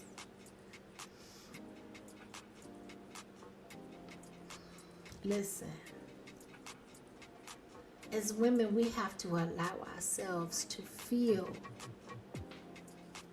without labeling our emotions as too much. We got to settle ourselves. We have to settle ourselves. We have to settle in our feminine energy. We have to reconnect with our bodies. Our bodies carry wisdom. Lately, I've been walking outside barefoot. I'm in a community where I can do that without having to worry about stepping on glass and screws and, stuff that could puncture me and wound me. I'm also at an age where I don't really care about what other people think of me, especially strange folk. I could care less. I also have been going through a metamorphosis in my body. I'm not comfortable. I've never had the stature of my body that I'm experiencing right now. Like my clothes ain't fitting right. They're not sitting on me right. And one thing I learned from my mother in her latter years, because I took care of her while she was ill, is that she learned to dress in comfort no matter what her physical stature looks like. And let me tell you, I done cleaned out half of my closet in the past week. Because everything I try on, if that shit don't feel right when I walk from my bedroom to the front door, it's coming off and I'm not looking at it. I don't care what it look like, how I feel. And you know what I used to do is I used to say, okay, well, I'm going to keep it because I'm going to get back down to this once I go to the gym 3-4 times a week. I starve myself. But listen, Larry, and listen, Linda. I don't care what my physique and my physical stature has looked like. Whatever I attract and whoever I attract is going to be attracted to me despite what I think I look like. But one thing I am doing and have resigned myself to doing is feeling comfortable. I can be cute and comfy all at the same time. It's just a matter of learning you. Nurture yourself. Learn yourself. Enjoy your good food. Me and Laverne be talking at night, and she be like, Shirley, I need to go to the kitchen. I need to go to the kitchen. And I be like, do you, to the point where I eat once a day. Typically. I slip sometimes, I ain't gonna lie. But that is my go-to, is eating once a day. But because I used to go to bed at 8, 9 o'clock at night at the very latest, now I'm going to bed at 12, 1 o'clock in the morning. And only eat once a day. I'm like, Laverne, I be like, you over here talking to, we be on the phone at night, and she be saying, look, I done went got me some buttercream or some butter pecan ice cream. Or I done got me a couple chocolate chip cookies. Or I did me a leftover piece of pizza from my favorite pizza spot. And I'm like, Laverne, quit playing with me. and I was over here starving, listening to her. And she wasn't smacking the phone or nothing, but I could tell her temperament and her energy shifted. And I'm like, bump that. Listen, I went and I hadn't eaten ice cream in a year. I got the non-dairy, but I hadn't eaten ice cream in years because I just don't do dairy that well. And I had some of the best sleep that I had in a long time by just eating a small portion, put it in like a coffee cup and fill it halfway with a little small teaspoon, and just take little small bites so I can absorb the flavors and enjoy it. I want you to know, women, that femininity is deeply sensual. It's not sexual. It's about presence. It's about being present in the moment. It's about knowing you and experiencing pleasure in the small things. Shout out to Laverne for helping me revisit that concept. And I know this may sound like a dichotomy, but when you honor your body, you also honor your divine vessel.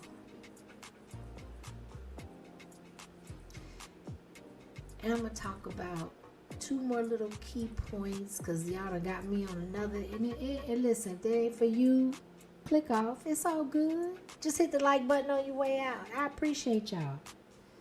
I love y'all. But I'm in my bag.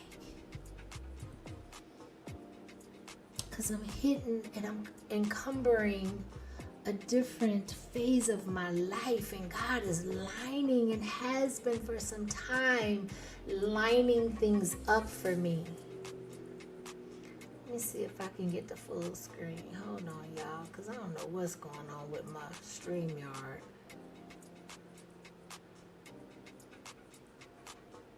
Boom. There we go. Okay. Appreciate you. Look, that's the Virgo in me. Gotta be all balanced and exacting right. Ooh, it's a blessing and a curse. Lord have mercy. Women, cultivate your soft power. This is one of the reasons I'm so particular about who I let in my personal space. I enjoy being soft. I enjoy being delicate. I enjoy being temperamental within reason. I enjoy being feminine. But if you're hooping and hollering amongst men all day, if you're hooping and hollering amongst men in your household, whether it's your significant other or your children, or as people out, masculine energy out in the workforce, there is no way you can grasp the concept, much less embrace cultivating your soft and feminine power. That is how we were created. We were created to be soft. We were created to be feminine. We were created to bring forth life. Why would God give us such a task and such a blessing, all in the same breath? And for a woman to utter the words, I didn't want that baby. I don't want nothing to do with that child. But only because you telling me that I gotta pay more money than what I've been paying, now I want to at least have visitation. That has nothing to do with the bonding of the child and the mother dynamic. It has everything to do with everything that's associated with being unhealthy and traumatic based in your life. And guess who suffers the price? Guess who suffers the price? Nobody cares if you suffer. Nobody cares if you suffer. But you, that child didn't ask to be brought here. Those children did not ask to be born. And if you do not exercise and develop the bond that is naturally given between you and the life you bear, you didn't do it right. And you didn't do it with the right intention. And you didn't do it with the right disposition. And you didn't do it with the right spirit. And what I need for women to understand is that soft does not equate or mean weak. We have been lied to. We have been deceived. We have been fooled into thinking that we are supposed to, as women and feminine energy, exercise the same traits and characteristics as a man with a penis that produces testosterone, that is built and constructed totally different than women. Well, if that's the case, then why in the world will we try to be like them? Will we try to emulate their characteristics? Cultivating soft power, in my opinion, means exercising power with grace. Grace being the optimal word in that phrase. Words matter. Soft women, I'm speaking to my sisters, does not mean weak.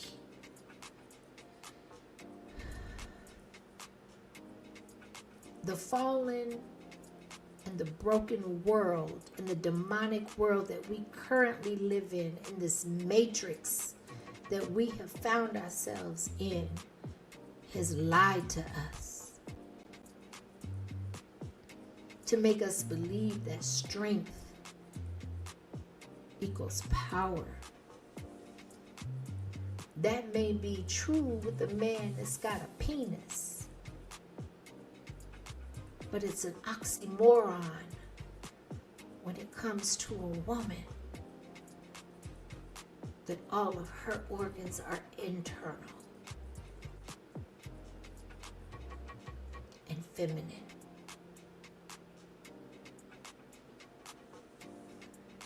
We as women, it will help us to speak with intention, to be careful with our words, to understand the impact of the words that we speak instead of reacting to those that know how to trigger us. Because we all have triggers. We all have triggers.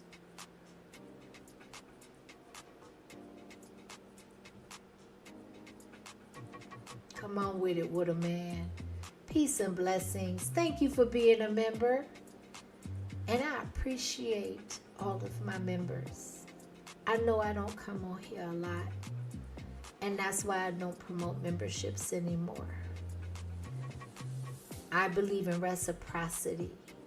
And I am focusing on doing better, but I have to be honest. My son, my baby boy, my oldest one is good, but my baby boy still needs guidance. And there's times when my oldest one will come to me, but I wait for him to come to me and say, Mom, you know, I could use your help on this. But that little one, he is at a very critical point in his life and he needs his parents.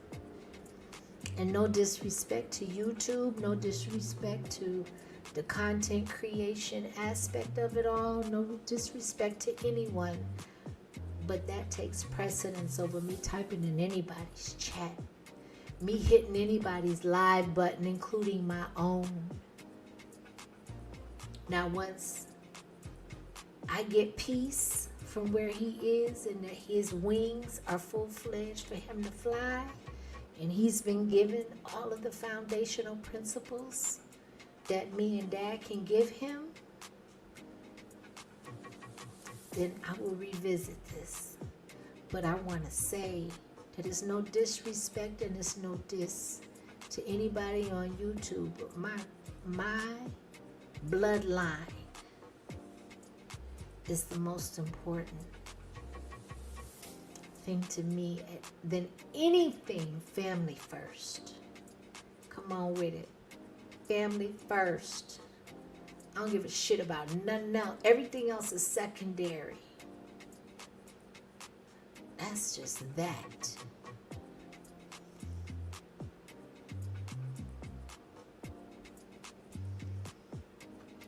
I want to say something else to women. I've been wanting to say this for a while, but I guess there's a time and a place for everything. And I guess this is just a time and this is the place and the opportunity that has presented itself. But I want to tell women that mothers, feminine energy, women, single, married, dating, I don't care. You do not have to match masculine energy to be respected. As a matter of fact, it works just the opposite. Sitting in your femininity will get you your life's dreams, your wants, and your desires quicker than trying to quienes macho any man. Don't no man want a woman that looks, sounds, acts, and conducts themselves like a man. As women in our feminine energy, little do people know that our calm commands the room. When men speak of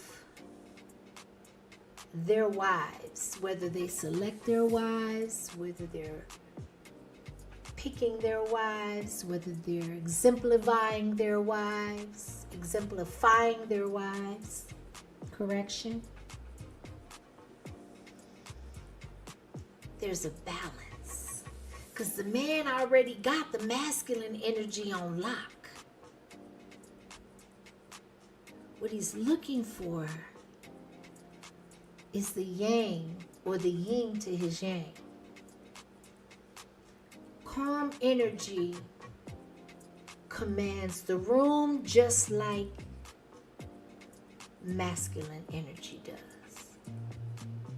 It attracts who it's going to attract. It yields the results that it's supposed to yield if you understand the assignment, if you understand who you are and what your purpose is as feminine energy, as a woman. Woman. W-O is an abbreviation, in my opinion, is womb, for womb. You are the component that completes a man, just like the man is a component that completes the woman. It takes two is my point. In no culture, in no world, in no environment, in no teaching of the Bible does it reference anything outside of family. So whether you can, as a woman, exemplify masculine and feminine energy, and Lord knows men aren't looked at, God bless. In the culture we live in, men are not looked at as being revered, being able to be in touch with their feminine energy, much less command a room with both energies. It don't fit. Like Johnny Cochran said, if the glove don't fit, you must quit. Move around, figure out what does work. And as women, we have sometimes hit dogs a holler. If it don't apply, let it fly. There are some women that have problems learning when to lean back and allow someone else to lead. And this is the key. The key is not just relinquishing the energy to allow someone else to lead. It's to allow someone else to lead without losing yourself. To me, that's a whole component. That's a whole sentence. That's a whole paragraph. That's a whole chapter.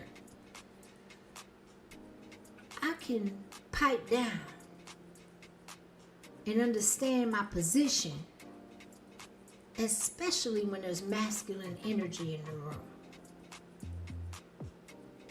But can I do it without compromising how I feel about me?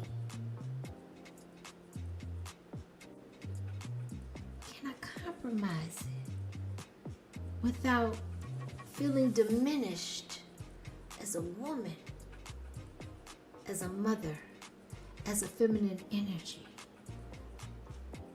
Soft power is magnetic.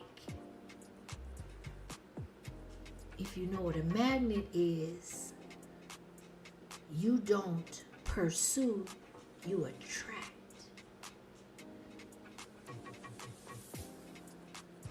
Soft power is magnetic.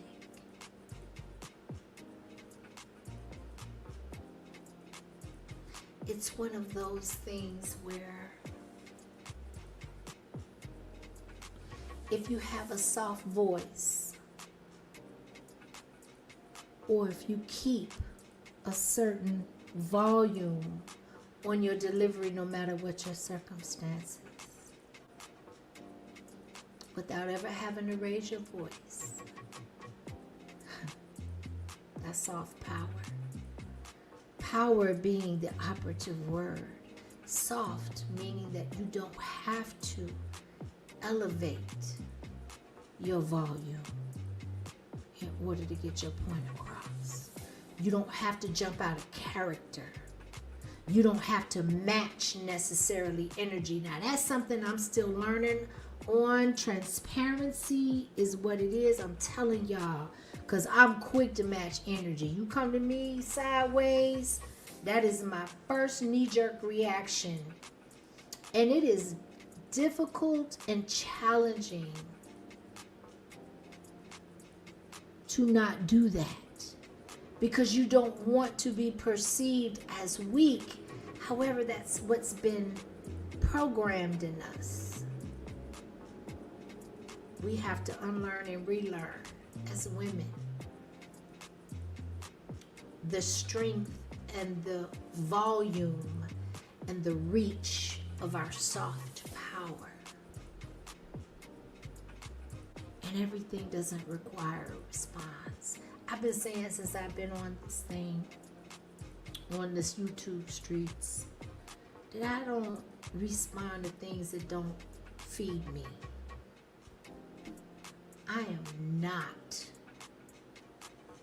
I refuse to expend energy on things that don't add value to my life. It's counterproductive, especially when you got a full plate. You got children, you got jobs, you got businesses, you got daily responsibilities, you got days that seem like instead of 24 hours, it's 5 hours.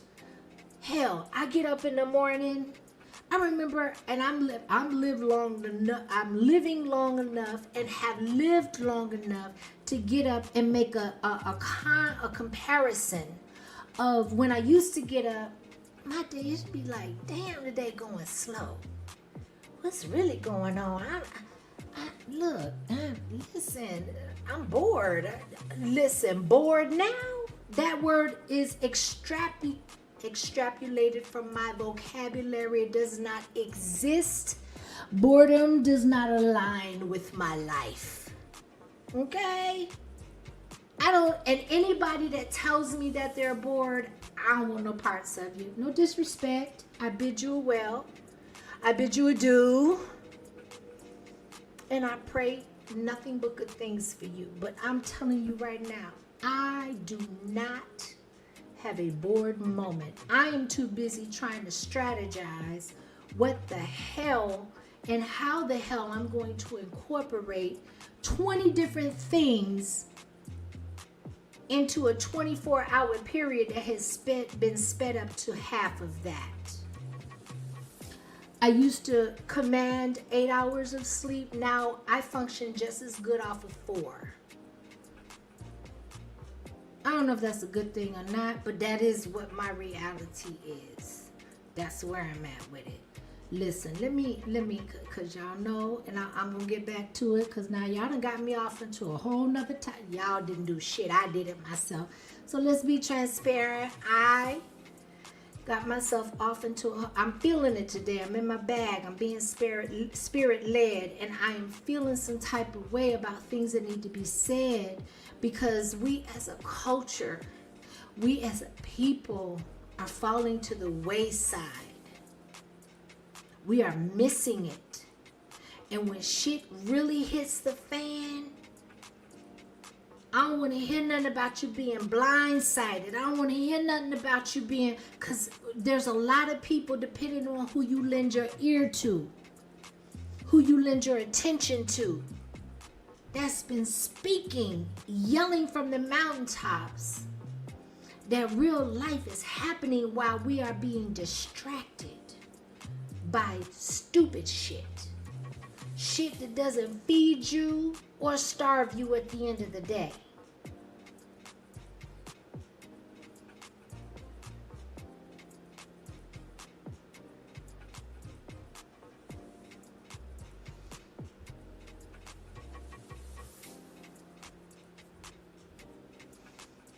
Go to my chat, because I'm getting emotional.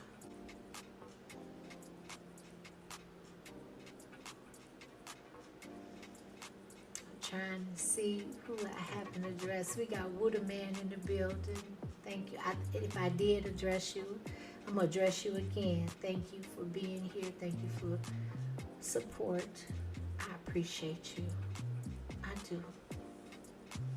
Listen, would you say facts when women say we don't know how it feels to have a baby? I say we're not supposed to feel that way, but we understand y'all pain.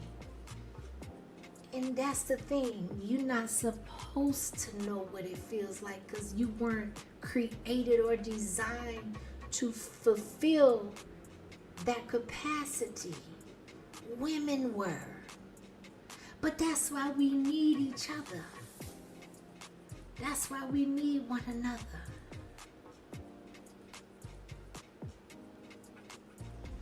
We got Paul Thomas in the building. Salute. Hey, peace and blessings. You already know. You already know. I'm trying to go down the list of those that may have come in. We got the beautiful, I think I addressed you, but we're going to do it again, to the beautiful Selena.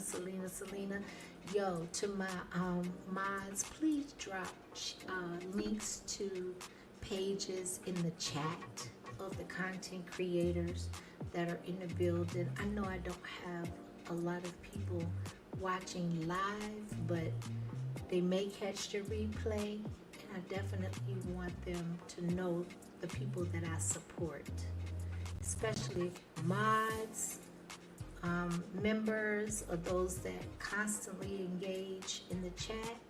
I want that to be available. I want to support in any way that I can. We got Candyman in the building. Peace and blessings to you. So good to see you. Listen, I'm not gonna make this a long what do they call it, clip or sound bite. That's what I was looking for.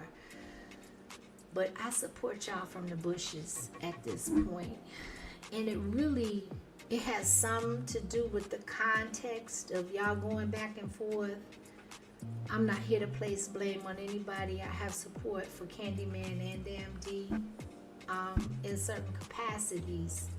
It's just that when it comes to real life, I've had to really, and I'm not going to say that did not play a part. It played a part with the infighting. It was like, it's counterproductive. And there was nothing that I felt that I could give to the conversation or to the topic that would really help at that point in time. Because men gonna be men. They gonna do what they gonna do. And it just gave me the opportunity to focus in on things that was super important in my real life. So I definitely listen to y'all when I can from the bushes. It's no shot. It's no disrespect. In no way, no shape, no form. I have rapport and relationships with everybody in this sector, good or bad or indifferent. The fact is I'm consistent all the time. It's just that at this point in my life, I had to reevaluate some things. And then guess what? When I got some time to pop out and shit happens and it shifts, then I'm gonna shift with it. And that's just as simple as it gets. It's no deeper than that, no more complicated than that. It's just that in real life, I got shit that I got going on that I have to take care of. So for those that I might have missed, we got CX 2.0. Okay, I got you, sis. Yeah, we got Miss Your Thoughts in the building. Let me drop the link. Look, you know I gotta find it, sis. Listen. I've been in my bag. Yeah, okay, she got it. She entered the studio. Where's she at? Where my girl at? And anybody, I just dropped the chat for anybody else that might want to. Hey, sis, what's going on? Hey, what's going on with my Shirley? I hear my Shirley. What's going on with my Waiting Shirley? on my LeBur. Shit. My Shirley feeling some type of way. You know what? I'm just letting it all out, sis. That's it. I am about our children. Damn Yeah, right. you know I've been listening to you from the bushes. You know I've been busy. You know the drill. You know what's up. Right? I do. I'm gonna have to watch the replay, but I did catch a lot of pieces, especially when you was talking about femininity, right? Yes. And I know it's a lot of crazy things going on with women, and how they having all this masculine energy, and it's really crazy because, like you said, I'm 100% agreement with you. You know, hey, the softer you are, the more in control you are. I agree 100%. Men don't want nobody that's rough as they are. You know? Can you hear me? I can hear you. Facts. I was saying that earlier. Don't no man want a woman that's matching their energy. Because what do we need them for if we got what they possess? That's a fact. Hold on 1 second, Shirley. 1 quick second. You're fine. Come here, so I just want to make sure I didn't miss anybody. It doesn't. Selena, if you can, hit the link. I'm sorry, baby. I'm sorry, no, you Shirley. good. Well, you know how the dog started showing that little girl, they wait till you get on the phone. You like already know how it go. Showing that little natural born, you know what. But I just wanted to say though, for real, you see a lot of women, pushing out this masculine energy, and it's crazy to me. You don't know the difference between now a woman and a man. You don't know who's who, right? And the thing is, in my opinion, if you're gonna be a woman, or if you are a woman, it's something inside of you telling you that you're doing something wrong. Facts. You just want to continue to do what you're doing, knowing that. Hold on, sis. Cece said there's an echo. There's an Okay. echo. I haven't done anything different. Sis, you got anything open on your end that's No, baby. outside of you? Okay, all right. I'm Well, on the anybody phone. else, if you hear an echo, put it in the chat, please. Because we don't want to miss nothing Miss Yo got to say. Laverne always got some gems to drop. So if there's an echo, we want to make sure we correct that. So Bless your heart, nobody sweetie. get dropped. Well, go ahead, baby. I'm listening. Yeah, I just want to. Oh, I can hear a little echo, a little bit. Oh, now I don't hear anything. Wait a minute, I can still hear a little bit, but I don't have anything on but my phone. I'm using my phone right now. You Okay, think? can you drop down and come back? Because Miss Yes. Collins and Miss Cece say, and then I'll definitely let you up, sis. Okay, But babe, just I'm gonna drop drop down. down. We're going to try Wait, it one more time. kick me off, Shirley, like you do. Kick me off. You know how to Okay, kick me off. baby. I got you. Hold on. I just don't want to ban you. Okay. Okay. Yes. But she's right. She's absolutely right. And I want to be able to definitely let her articulate herself. So we got, thank y'all for dropping links. I appreciate that. Definitely want to support in any way that we are able to. For sure. Jenny, when you gonna start? I know, no, I ain't gonna go there. I'm not gonna put no pressure on folk because I was getting ready to go there. But I ain't, because it was like, okay, you got a whole and the same thing we talking about, I got to be mindful of. So let me just digress.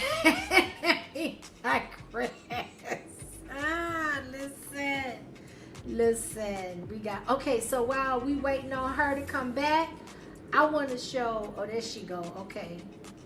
There she go. Let's go and bring her up. So y'all put a one in the chat once she starts talking if there's no echo, and two if there is. You there, sis? Yes, I'm here. Can you hear me? Yes. I don't hear it, but if anybody else hears it, they will definitely let us know. Go ahead, sis. Oh, okay. But basically, what I'm trying to say is, when it comes to that masculine energy and that feminine energy, right? Everybody need to know their place with it and know how to use it, right? You can use too much masculine energy and you can use too much feminine energy. It has to be a balance with that. And I still think that I might be echoing because I can hear myself after I finish speaking. Okay. Because Jenny said also that she hears an echo. So I have a question. Are you just on your phone? Just on my phone. I don't have nothing on. No, I don't have no laptop open, no YouTube on, no nothing. Okay. Just the phone. All right. Cece said she can hear it too, but she think we can deal with it. So go Okay, ahead. Cause well I I'm don't hear it. I don't hear it. okay. All right, but okay, so like I said, I don't have nothing on. Okay, well basically what I want to say is it's crazy how women are trying to match men. Listen, first of all, you cannot beat a man. You cannot really look like a man.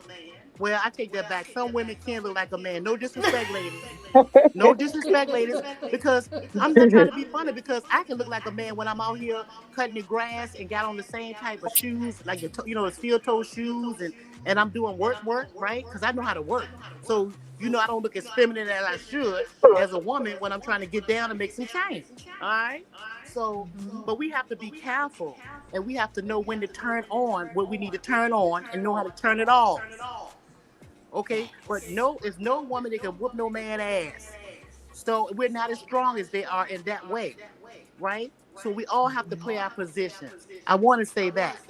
And then I want to add to this by saying, if you have children, how would the child determine who's the dad and who's the mom? If the daddy comes in, most of the time when I was a child, my mom used to say, wait till your daddy get home after she whip our ass. Then when daddy come home, he do a total different thing on you. You see?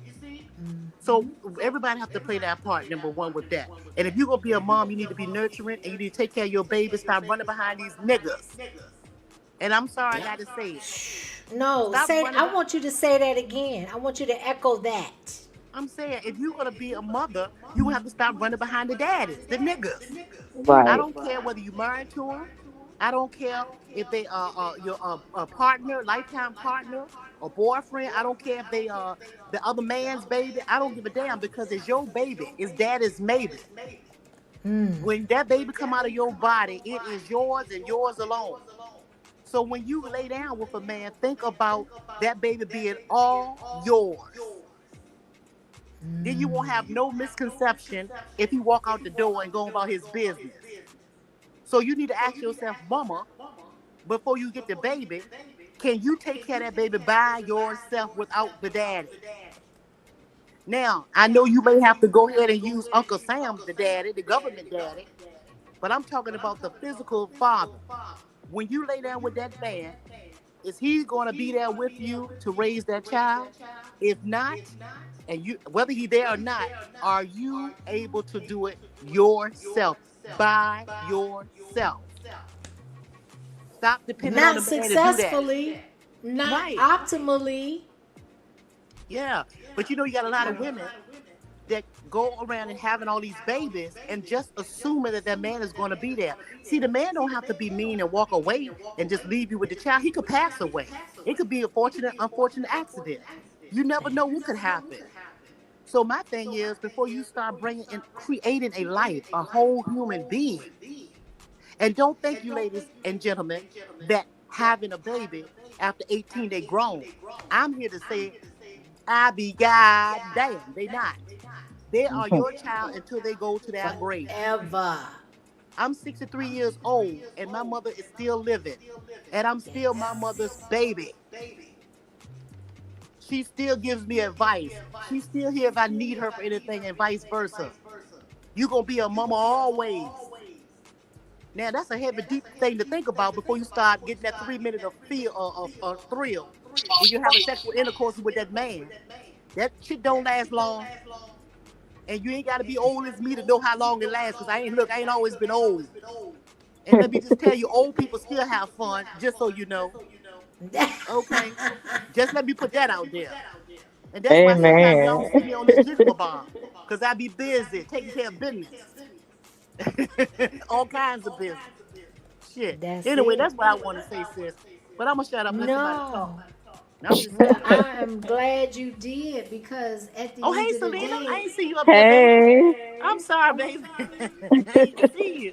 I'm on. no, but go ahead. I asked Selena to hit the panel. But your thoughts. Listen, Laverne, all of what you said, and it just like was resonating in my spirit to say, to create and not to compete. That's the Yeah. problem, is that it became when it became a competition about who can raise who better, instead of it being an accumulative familial effort. That's when shit went left. But that was it. That was all I Well, wanted to okay. say. Well, let me just say this part right here for the men and the women. Okay, so you have a baby, and the baby have both the mom and the dad in it, right? They're both characteristics, both blood type, and the mom, the child have both parents' DNA. Okay, so daddy, raise the child that you see, that you created. Raise your hand, and mama, since you created it too, raise your hand. If y'all do that, then the children got a mom and a dad. Since y'all since there's so much competition and all that bullshit, think about it like that. That's my time. I'm pause. I'm gonna mute y'all. All right, baby.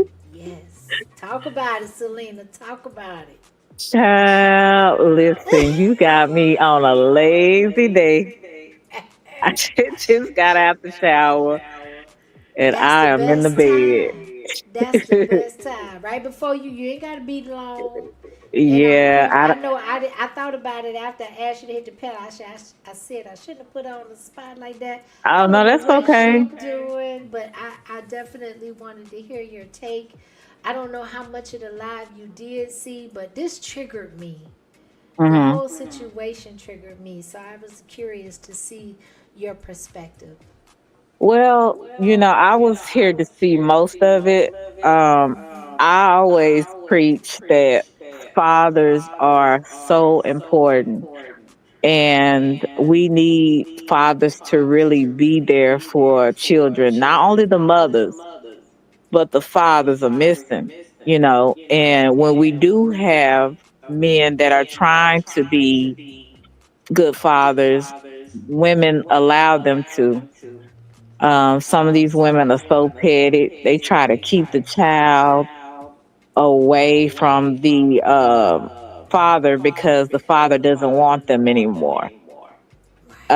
And that is just vindictive and evil to me to keep a child away from their father. Um, I just think that that's why a lot of these young men are confused about their sexuality. A lot of these young men are confused about what a man is because they never seen it. And some of it is not always because the father just left. Sometimes the mother can make it very difficult for the father to be in the child's life. So women, well, you need to stop. Some women need to stop being so selfish and self-centered and see what the needs of the child are. Put the needs of the child first before yours. You brought the child in the world. God gave you that gift to birth the child and bring forth and treat that child as a gift and not as something that it is to be bargained for your own selfish needs and wants. So that's how I feel about it. My I was raised up partially by my father, so I understand the significance of what having a father in your life is because I've experienced it, I've had it. So that's my thoughts on it. Well, I heard what you said, and I love how you phrased. Oh my God, I just lost the word that quick. It was one word you said, Mhm. speaking on Bargain. bargain. That's, come Mm. on, Laverne. That was it. Bargain. Right. That part. And it's like at the end of the day, it's supposed to be a collective effort in a family mindset. Whether you're together or you're not, I'm not saying it's easy, but what I am Mhm. saying is if you both have the same interest in that child's thriving mentality and life situations, then it should make it a little bit easier and at least put you on the same playing field and the Right. same wavelength to be able to say, okay, well, this is not about me. And she say, this is not about me and this is about the child. So at the end of the day, we asking ourselves the same question, what, how and why would this benefit our child, then it should make it easier. Mhm. That's what I But think. that's it. And another thing I want to tell you guys, I sure do miss you guys. I tell you. I was thinking What? about, I know I seen Miss Yo Thoughts when she was playing Grandma Gussie or something Gussie she was Right. doing. Grandma Gussie But Right, baby. Grandma Gussie Right. yeah, I Yeah. seen that and then I said, where's my girl Miss Akimi? It's not the same anymore. Well, I'm gonna tell you. Let me speak. Well, Let me tell you what was going on with me. Listen. yes. Okay, right now the seasons are changing. Mm-hmm. With the season change, my life changed. Right. Yes. I'll be getting my season straight. I be adjusting to the time of the season. That's number one. That's priority. All Yep. the rest of this other stuff on this YouTube to me is a bunch of bullshit. I don't care who I say it to. I'm saying it to everybody that's listening, not no one person. This Yeah. so-called sector has become a Yes, bunch of ma'am. bullshit in my opinion. I am not on no low vibrational wave where I want to hear a whole bunch of arguing and fussing and no results being taken or made. And my thing is, what does that have to do with me? Right. Not a goddamn thing. See, what I kind of hear money it. am I getting for listening to a whole bunch of nigga noise? What? Right. Okay, so here's the thing. Just think about this. Let's just think about this. I'm a peaceful person. I'm a high vibrational person. I Mm-hmm. believe in making shit move, and I believe in seeing my results when I make something move. Yeah. Now, if I come on YouTube and I listen to a lot of nigga noise on all channels, not no one or two specific. I'm talking about all channels across the board. All I hear is nigga noise. I'm a person that learns something every day. I've heard the word bitch, excuse expression, whore, tramp. I heard all those words. If somebody introduced new cuss words to me, I might be entertained. Hmm. But at this point, I'm not learning anything. I'm not being entertained. I see a lot of negativity. I see a lot of backbiting. I see a lot of people just being really mean to each other. I Right. don't like that. So I don't mingle and mix with none of that bullshit. I don't like that. It don't mean Right. I don't like the people. I don't like the way the people are acting. That's Mm. what I don't like. Misbehaving. Or everybody's misbehaving. I don't like it. So I don't fuck with it. That's what I've Right. said. I've been saying that. So, and as far as missing me, Selena, I thank you so much for just knowing that, missing my presence. I think that's beautiful. That's sweet. But if you ever want some uplifting shit, you know where to come. And I don't even come on here all the time now because, like I said, the seasons and change, and I'm into my handling my business. How Kwame said in real life, though. And that part. That's what's happened over here. So there you go, baby. There you go. Yeah. I'm just I saying. have I have been kind of moving around differently too. I'm not on here as much for on purpose.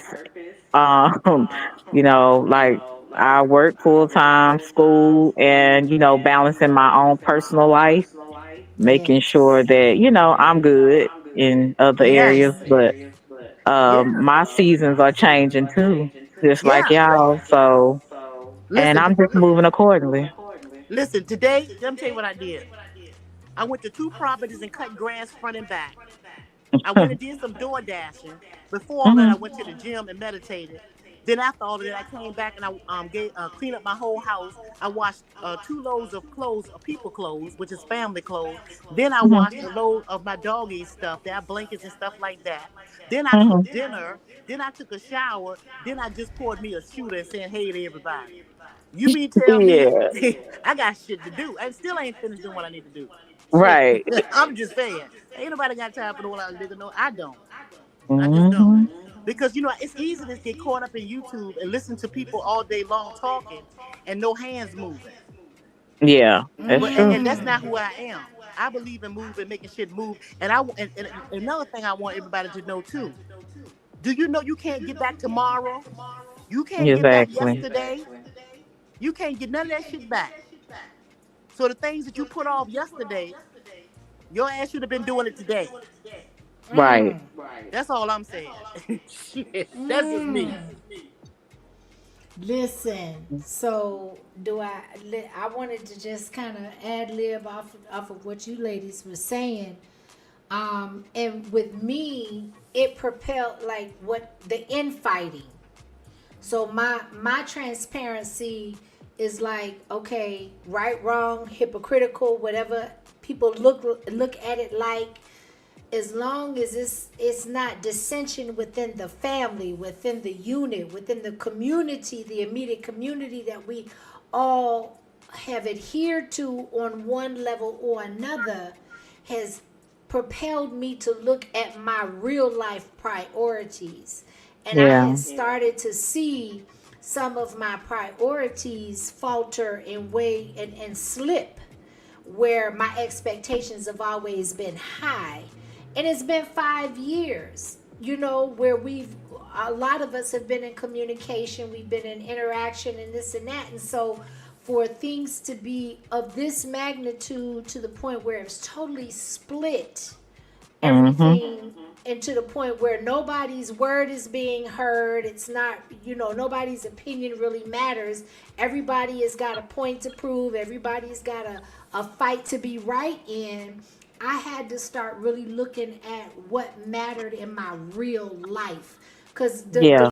truth of the matter is I'm an older woman. I got, typically, not being pessimistic, but realistically and logically, I got more life behind me than I do ahead of me. And I Hmm. had my youngest son later in my childbearing years, which sets, even though he's pretty young, I'm older in like cultural eyes, right? So I started looking at like, what the hell do I have going on, to the point where I need to be reprioritizing. And it's nothing personal. It's just looking at it as an opportunity to revisit and reprioritize my personal growth, my personal evolvement, my personal Right. life, the things Yeah. that I held on to that I kind of started to steer away from in this YouTube scheme of things. And it's no disrespect to anybody. It's just that how is it benefiting not just me, but those that are connected to me? And that's right. Right. And I want to say this: too much of anything make a goddamn dog sick. Right. Come So if it on make a with it, dog sick, what do you sis. think it do to people? And what the people don't know is you're a human being. You're a vibrational person. So if you stay on a certain vibration for a long length of time, that's who you become. I know Mm-hmm. who I am. I am not this or that. I That am your part. thoughts. I'm a high vibrational being. I cannot waddle in the mud day in and day out with nobody. And I love Right. everybody. That don't mean I don't love everybody. And I already told y'all what was happening, what was gonna happen. When I called one of my ancestors, they came. They separate in the room. They're showing you what's good, what's bad, what's evil. Now it's up to you to make your move and where you want to adjust yourself to be at. And for me, I choose to be where I am right now at this moment. I will dibble and dab when I feel like it, That part. when I'm in the mood. But most often, I'm in my true essence. And that's not amongst nigga noise. Right. I know I might sound like I'm yelling because I feel like I'm just so No. I'm just saying shit. And it don't mean that I don't like that I dislike anybody. It's just the point.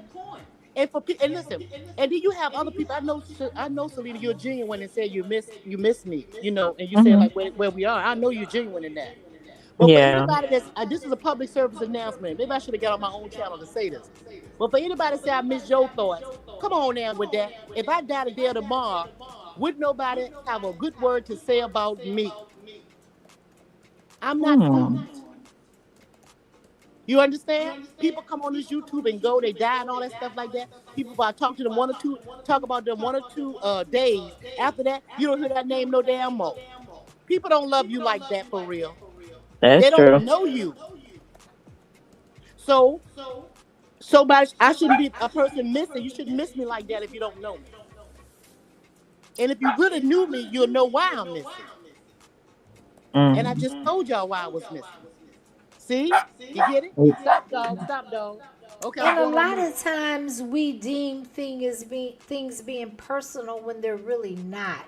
A lot of Mm-hmm. times things happen in our lives, Selena, where it will facilitate our actions to move differently or to at least pay attention to how we're moving and Right. see where those tweaks and those peaks and valleys need to be paid attention to and addressed. And I'm gonna tell you something, and I'm gonna be totally honest, and I'm sorry if I'm gonna offend people, but Mm-hmm. I can't offend people if I'm not offending myself. So with that being said, I found myself just um de-escalating in vibration. It was like, okay, I went from a certain level of having expectations, of reverberating positive mantras and posting stuff all around my house and waking up in prayer meditation and focusing on things to raise my vibration, as to there was a point where I was clicking on things that would do just the opposite. And Mm. it yielded likewise results. And that's just the real of it. Again, it's not a shot or a dig to anybody. People know where they are, they know what they're doing, they know the decisions that they're making, especially at this stage of the game, including me. But I'm the only person I'm responsible for. At the end of the day, my actions are going to yield my consequences and everybody that's connected to me. Now, if I was just by myself and I wasn't responsible to anybody else on this earth but me, it may be a different type of mentality that I would have experienced. But the fact that I have people that in real life that I'm connected to at 50 plus years of my life, at least 40 years of my life, that are reaching out to me, that are calling me, that are emailing me, texting me, they're looking at my content, and they're like, yo, you good, sis? You know, My everything. daughter I just came know, and for asked me real, that. because She just what came they in and asked know me. and what they're seeing is two totally different experiences than what they're accustomed to. So I'm like, oh man, at the end of the day, the people that I know, that I'm intimate with, that I'm connected with, the God that I serve, first and foremost, those things I have to put back into their proper place. And people can say what Right. they want to say. I got to cut in here right here, Shirley. My baby girl came in. I was in the house, but she here with me, and she come back and said, "Mama, you all right?" Because Cause you, I don't yeah, talk you with this you tone. you turned up, sis. For No, it's Yeah, real. because she it's turned, she it's turned all because the it, way up. it's because it's my tone of voice. And so Yes. with this tone, I don't use this tone normally when I'm with my people. I only time I use Right. this tone is when I'm giving a straightening or getting a straightening or understanding. And that's why my daughter came and said, "Mama, you okay?" I'm like, "I'm good." That's funny. But it's funny, Well, right? No, but no, for real though, y'all. Serious business. I just can't stand a lot of nigga noise, and so that's my whole thing right there. And I just wish that we would have some more adult conversations. And I want to my mind to my name is Joe Thoughts. I like thinking. I like for people to make me think. This and I want to go back to saying when we came on this sector right here in Kwame's sector or Kwame's underneath Kwame thing, this was not a beef sector. Kwame came and got people straight. So and that's what he did. And after he did that, y'all know the story. You know what he started doing. He was doing all this stuff with the promotions for people's stuff and all of that. It became a beef sector because it's beneficial to people to make it such a thing. And I don't do no damn beef. I don't do it for real. I don't even eat beef. I swear to God, I don't even eat beef. Right? mm-hmm. So until things become peaceful, I will be missing in action. I may pop in from time to time. Cool. And if y'all don't come to my chat, I can dig it. That's cool. When I go live and y'all don't support, no problem. Because God will put in place for me. You're connected with your vibration. Right. I've gained plenty of subscribers since I stopped fucking around with the noise, even tapping into other people listening. I have Mm-hmm. over 1,400 subscribers now. I'm just saying, and it's steady growing. So, Right. and I don't care if you don't see but two people in the chat. If I talk to myself, I'm good because I believe in talking to myself anyway and answering myself.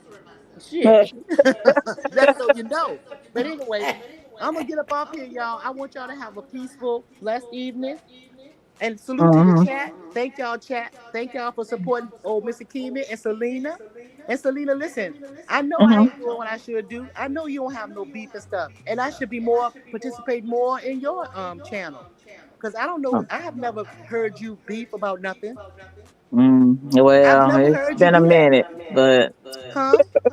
it's been a minute. Thank God. I'm gonna Yeah. keep it that way. Yeah, I mean, I'm just saying, I just like peace Yeah. and shit and peaceful conversations and conversations that stimulate my mind. So when I do pop on, I will definitely pop in. I might not be typing in the chat because I don't want to be mixing and mingling with nobody ignorant because I feel the Yeah. vibration of people. So I don't fuck Right. with people that I don't do it in real life. You see what I'm saying? So it's no offense to nobody. Yes, indeed. I understand that. You get it, baby? Yeah. Mhm. Yeah, so I'm getting up out of here, y'all. Guess what? I got some shit to do right now. So I can tuck it on down and then I'm gonna flip my ass like flapjacks. Yes. That part. Love you, Lavar. I love y'all too. Peace, Love everybody. you. All Love you right. too, Bye. Shirley. Okay. Yes. Miss Your Thoughts Listen. is hilarious to me.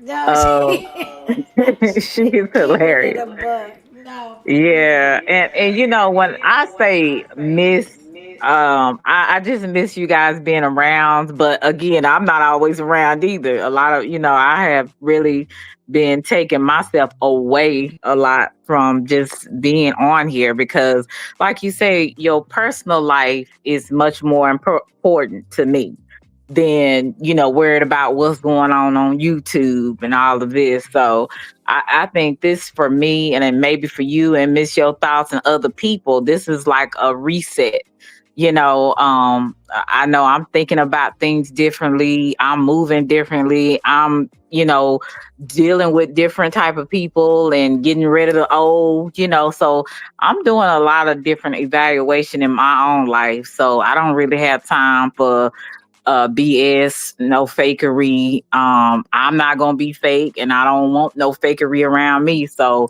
I just been doing some different, just different things and moving in a different way. Because like I said, life is real short, and you need to know what you're doing and not just living life frivolously and expecting a different result. But yeah, but it is what it is. But I'm definitely glad and happy that I was able to catch your live stream today, Miss Akimi. I really am. I'm I miss that soft little voice, and I said I gotta go see my girl.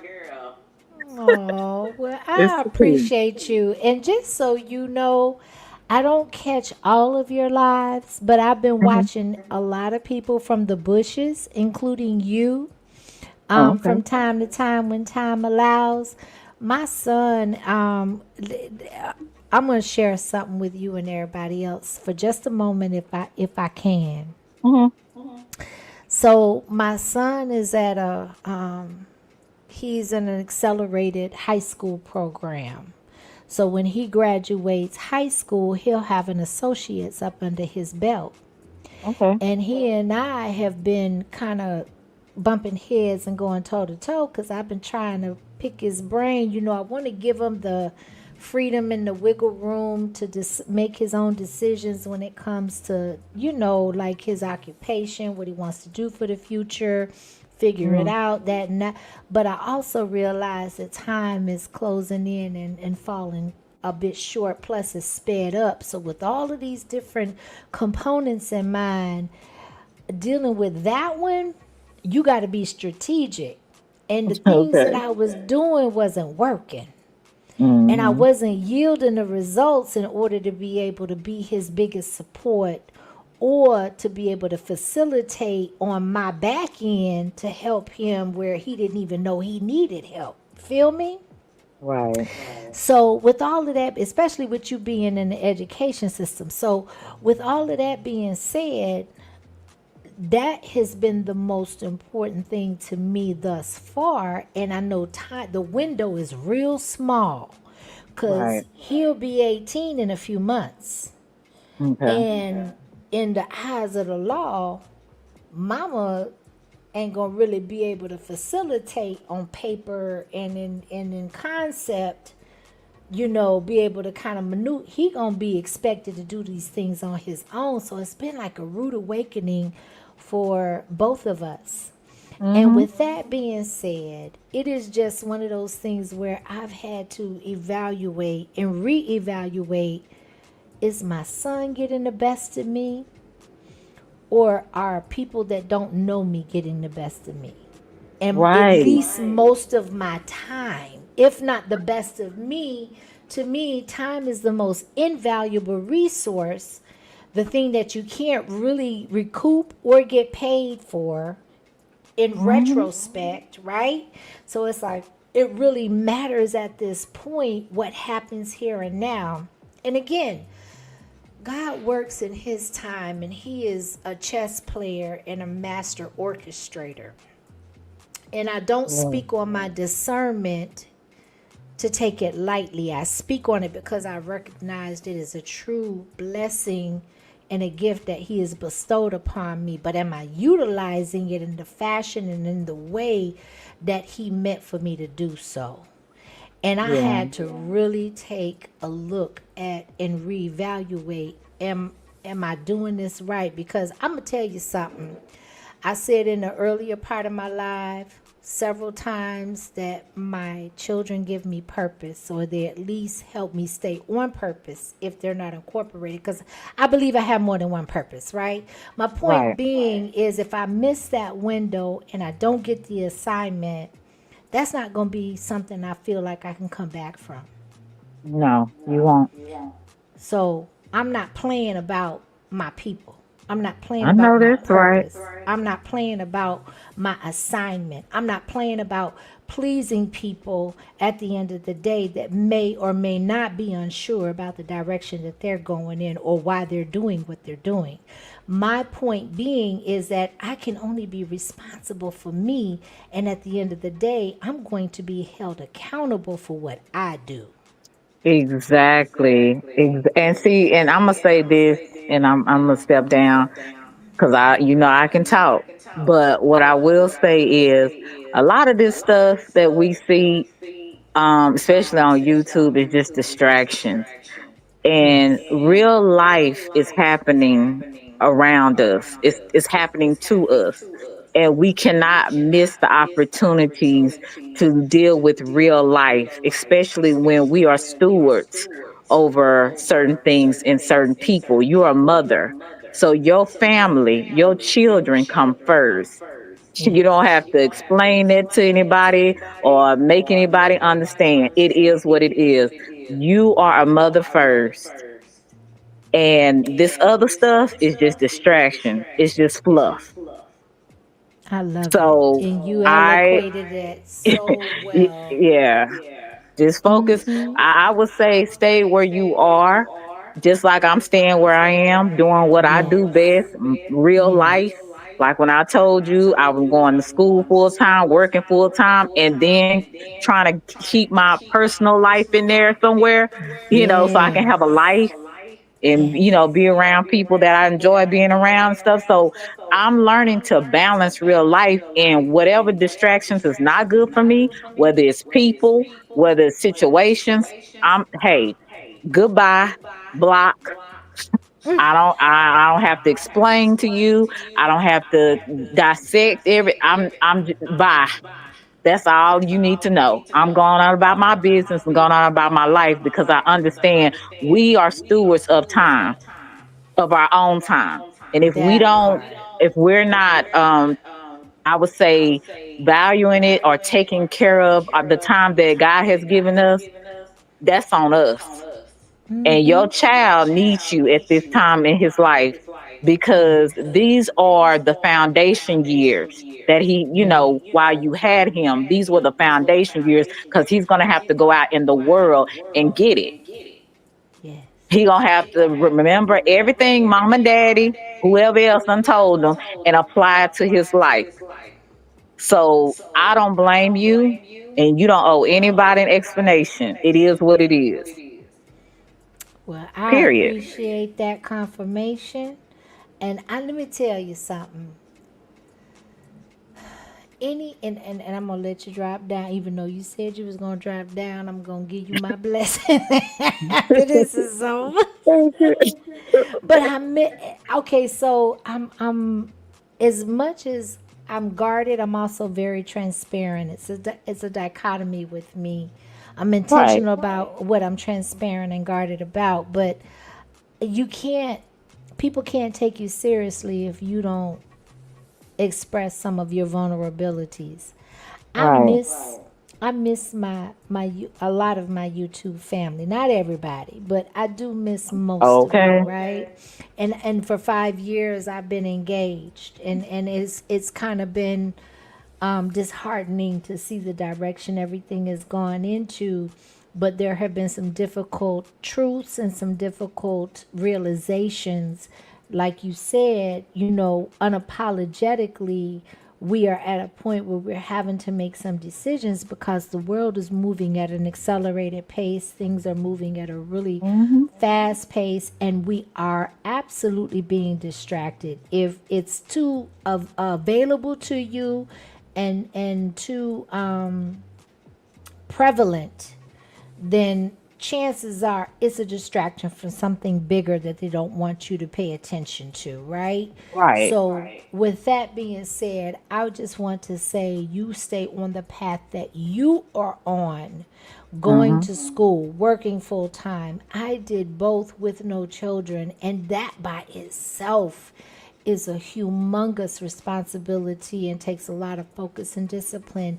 And I take my Right. hat off to you to be able to do that and then juggle like no disrespect to Jamaicans, but one of my best friends is a Jamaican, and she used to always tell me "Mwangwam," and she used to say, "You got 5 jobs, just like Jamaicans normally do." So Yeah. I extend that to you in a loving manner.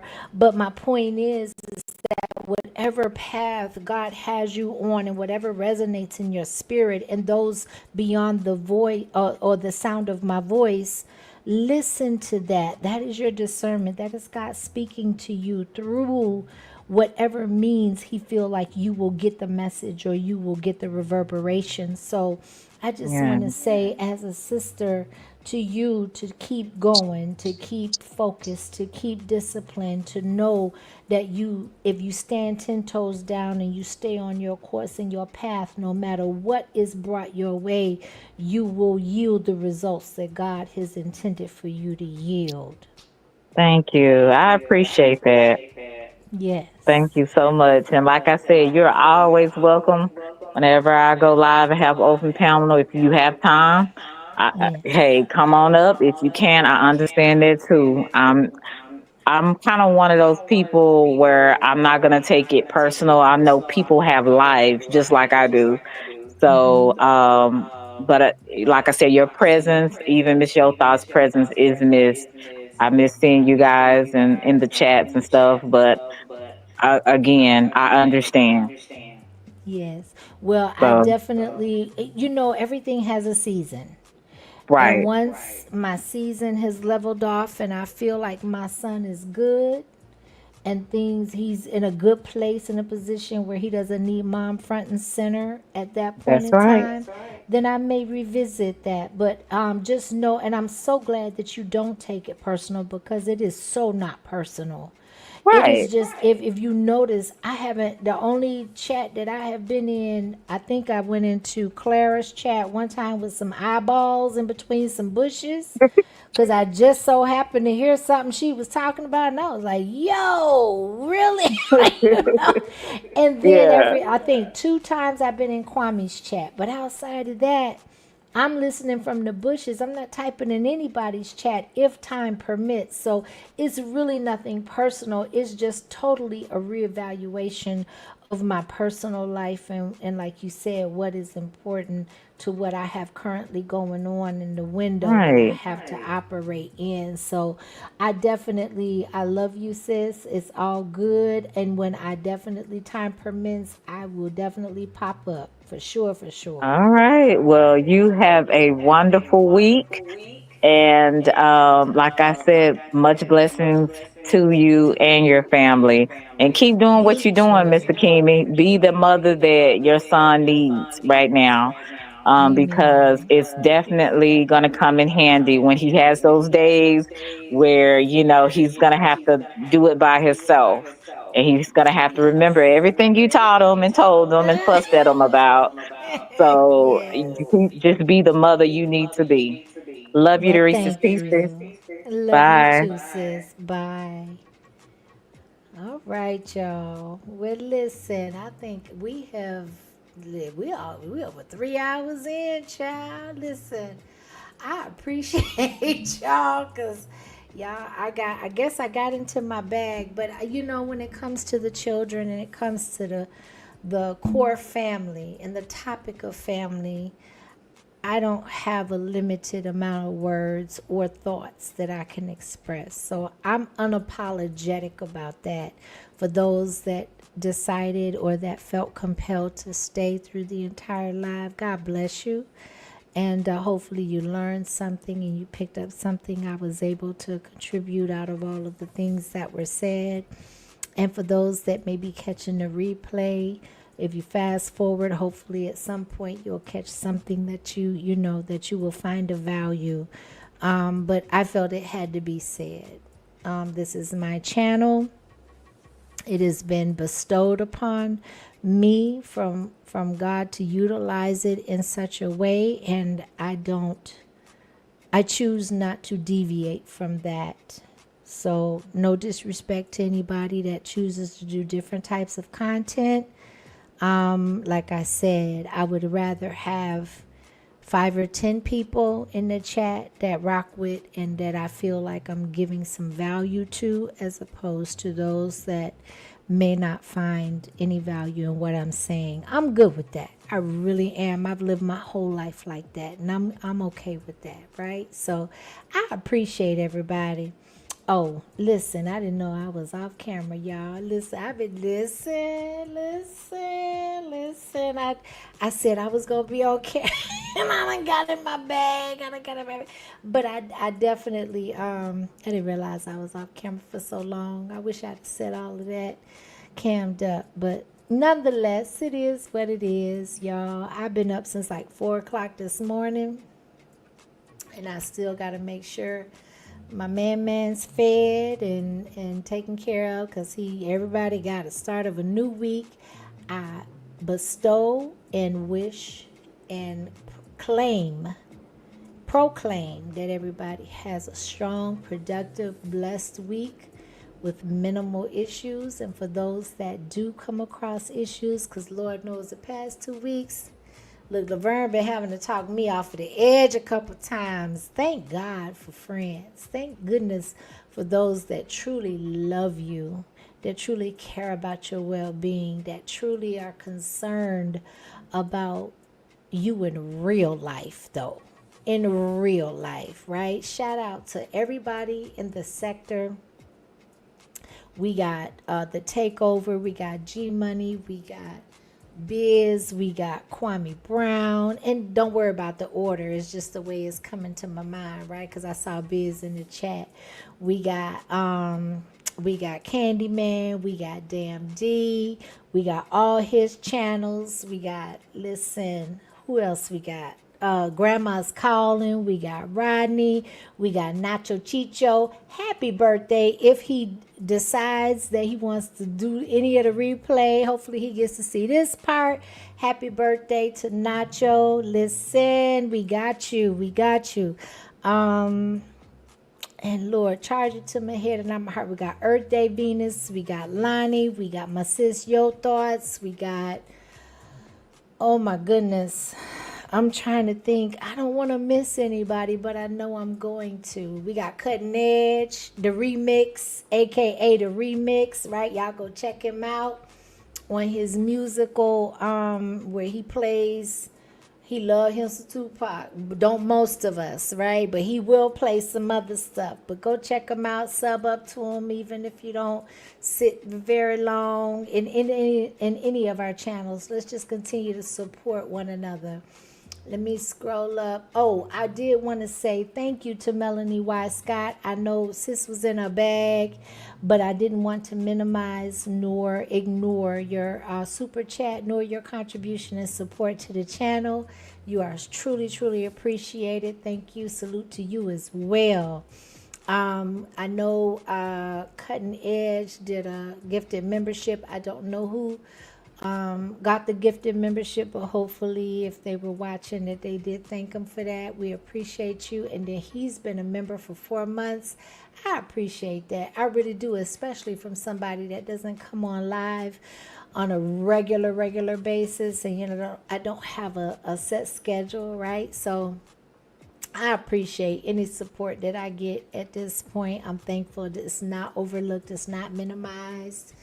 And I just want to say, you know, at the end of the day, and I'm going to conclude and shut down with this. At the end of the day, concentrate on what your purpose is, what is expected of you, even if you expect it from yourself. Protect your peace. As women, it's okay to sit in our femininity. It's okay not to compete with men. It's okay not to be in a situation where we are absolutely in competition with our men, and then we bear their children, and then we act like we don't need them. Our men are under attack. They have been for some time. If they don't have their women, who do they have to support them? And I'm not saying that all men deserve that or that all men are worthy of that. But hurt people do hurt people. And sometimes you can facilitate healing through hurt people by just treating them with respect and kindness and understanding your position and your role as a woman, as exercising your feminine energy, as trusting and choosing for a man to father your children, your lineage, your legacy, that you trust and believe will actually make decent decisions and constructive decisions, if not on your behalf, on behalf of the children. That's at the very least. At the very least, right? So I just wanted to say that. I thought you was a member, Cutting Edge. What happened? I saw you say, I just read a thing where you say you was a member for 4 months. Was it under another? Hold on a minute, because I'm confused. Okay, so Cutting Edge say he a member for 4 months, and now it say you gifted a membership, and then it say, okay, thank you so much for the new gifted membership, but I could have swore I just saw something to say that you a new member. Boom, right there. Okay, I'm confused, but I appreciate it. Thank you for whatever you got going on. Is green. Is recurring, and you are showing your true support for the channel. So thank you so much. I appreciate you. For everybody in the chat, all of my mods, all of the engagement, my members that showed up. Thank you to Selena that hit the panel, my sis Yo Thoughts that hit the panel, the contribution and the advice and the personal thoughts that you gave. May it bless somebody and help somebody. At the end of the day, that's what I want, because typically our time should be shorter than the incoming generation. It should be. And under that guise of universal law, in a biblical talk, guess what? We have an obligation and a responsibility to pass on information and thoughts and characteristics and principles and foundational principles to the generations coming after us. So with that being said, y'all, I'm out. I appreciate y'all, because I could keep talking and my heart is full. But I appreciate everybody, and I'll see y'all on the next one. Peace.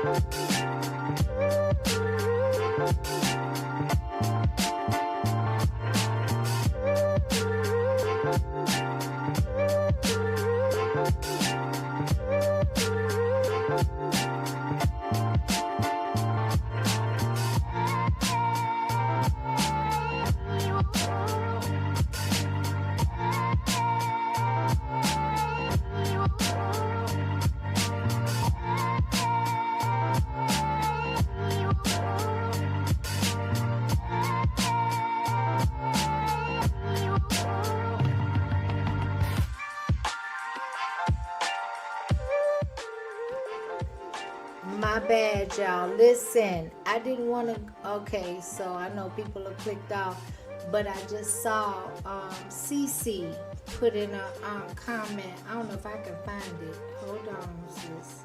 I don't see it. Let me go up. First of all, I want to thank you for the super chat. Thank you so much. Your support is definitely appreciated. I'm looking for your. I just saw it. Where there it is. Okay, where you said, what do you think about the Brittany Griner situation? So let's hold on a second. I don't know much about that. Hold on a second. Just give me a second.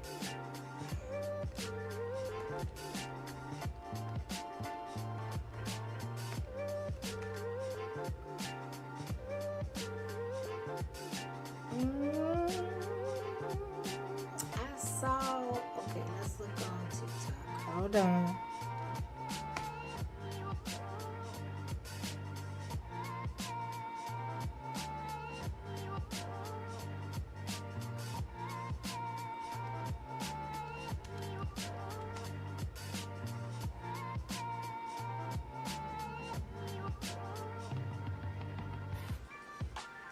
What's up, y'all? We made it to the end of the night. It's time for a surprise. I don't know what happened. Okay, I'm trying to put it on mute. Hold on.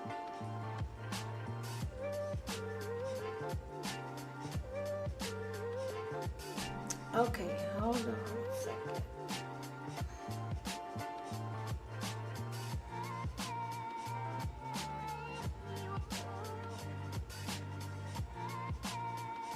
Hold on, I'm coming.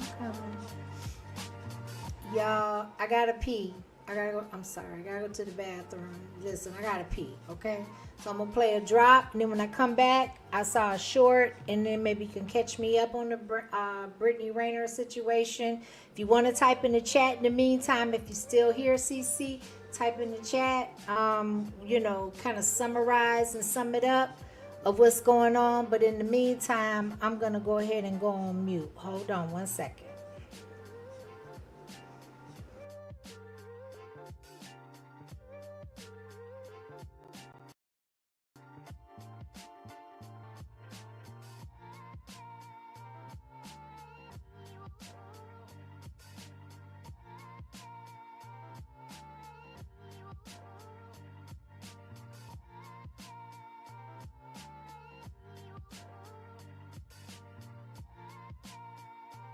Nothing like going to Miami and almost dying. Yeah, you just slipped off the little pad.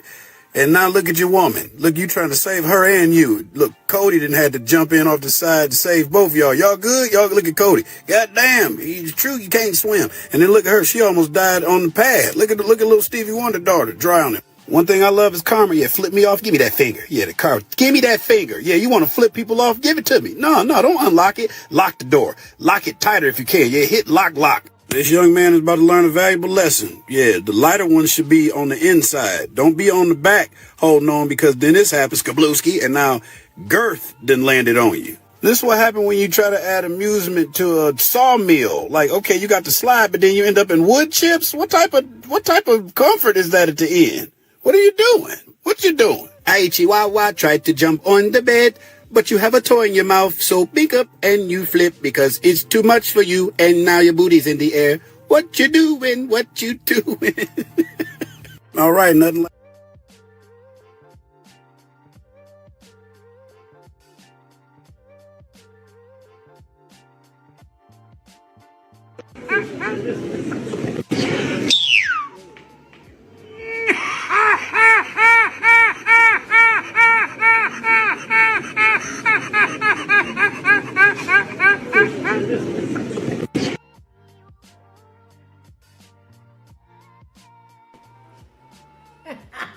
Y'all crazy.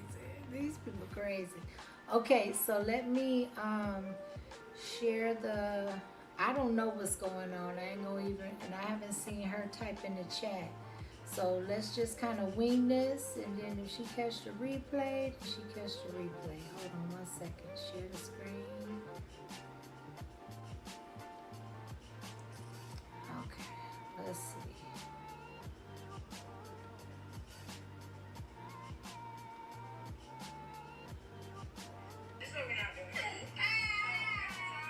Does this, I'm gonna report this.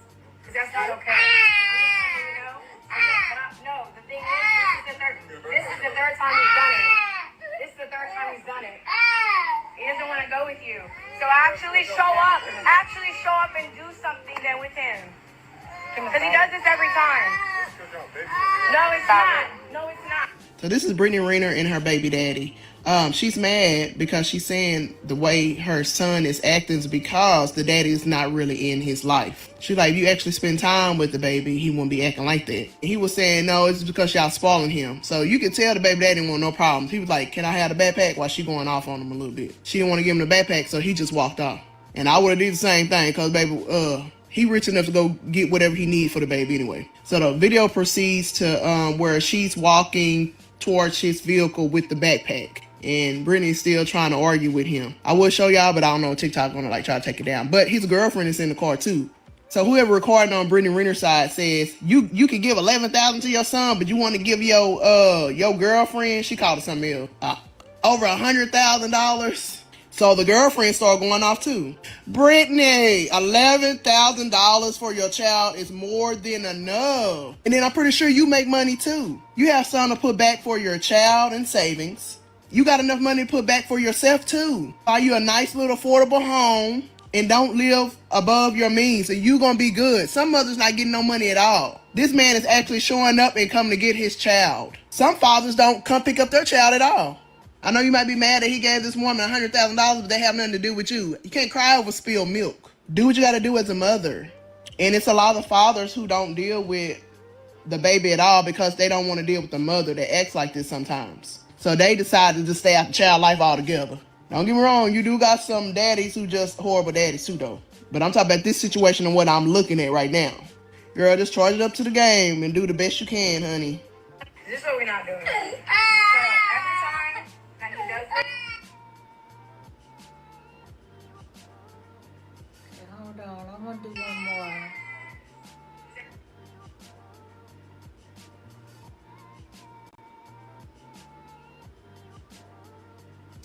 I want to see the actual video. Hold on.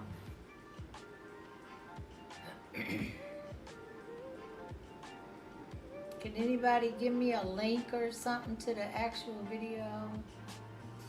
Or maybe I can go on, hold on.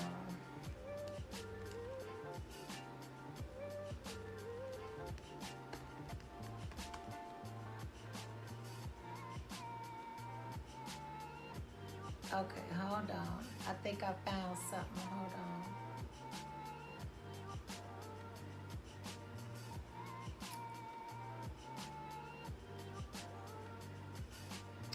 Oh no. That be the wrong thing. Hold on, y'all. Nope, that ain't it either. Okay, hold on. Here we go.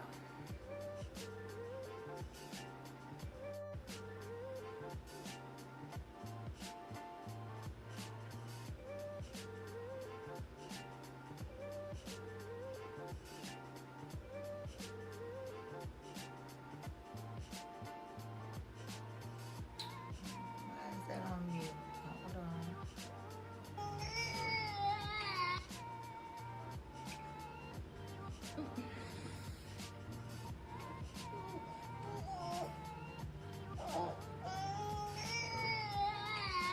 Okay, hold on, pause.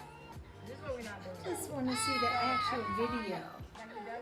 I don't want to see anybody else's reaction. Hold on. Bear with me. Hold on, y'all.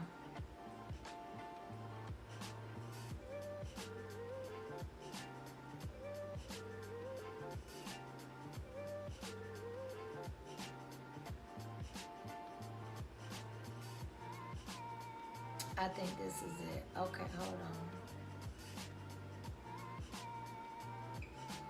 All right, hold on.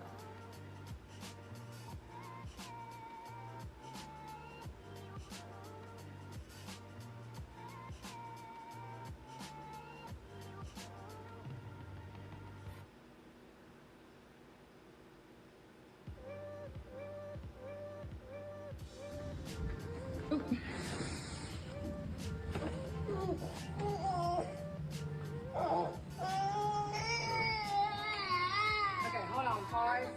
This is what we're not doing. So every time that he does this, I'm gonna record this. Because that's not okay. I'm just letting you know. No, the thing is, this is the third time he's done it. This is the third time he's done it. He doesn't want to go with you. So actually show up and do something then with him. Because he does this every time. No, it's not. No, it's not. It ain't because they got a baby soon. You gonna give him his bag and stuff? That's terrible. 3 weeks in a row.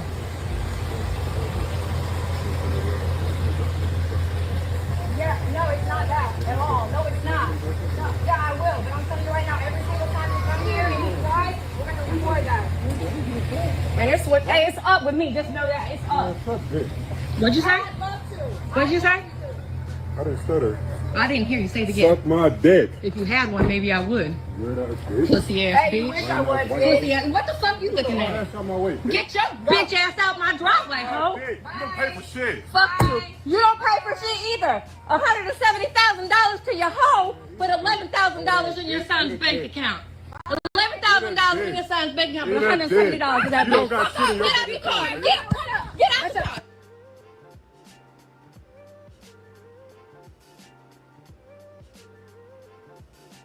Wow. Okay. So I'm going off of I don't listen. I would assume to say, and I'll read the chat. So I don't know what's going on. It seems as if her and the basketball player share a child together. He's paying her $11,000 a month in child support. From the conversation, he's coming to get the child every week, or every weekend, I should say. And it seems like she's perturbed that he's moved on. I'm not really sure 100%, but what I will say is that dialogue, I don't care how young the child is, that should not have taken place in front of the child.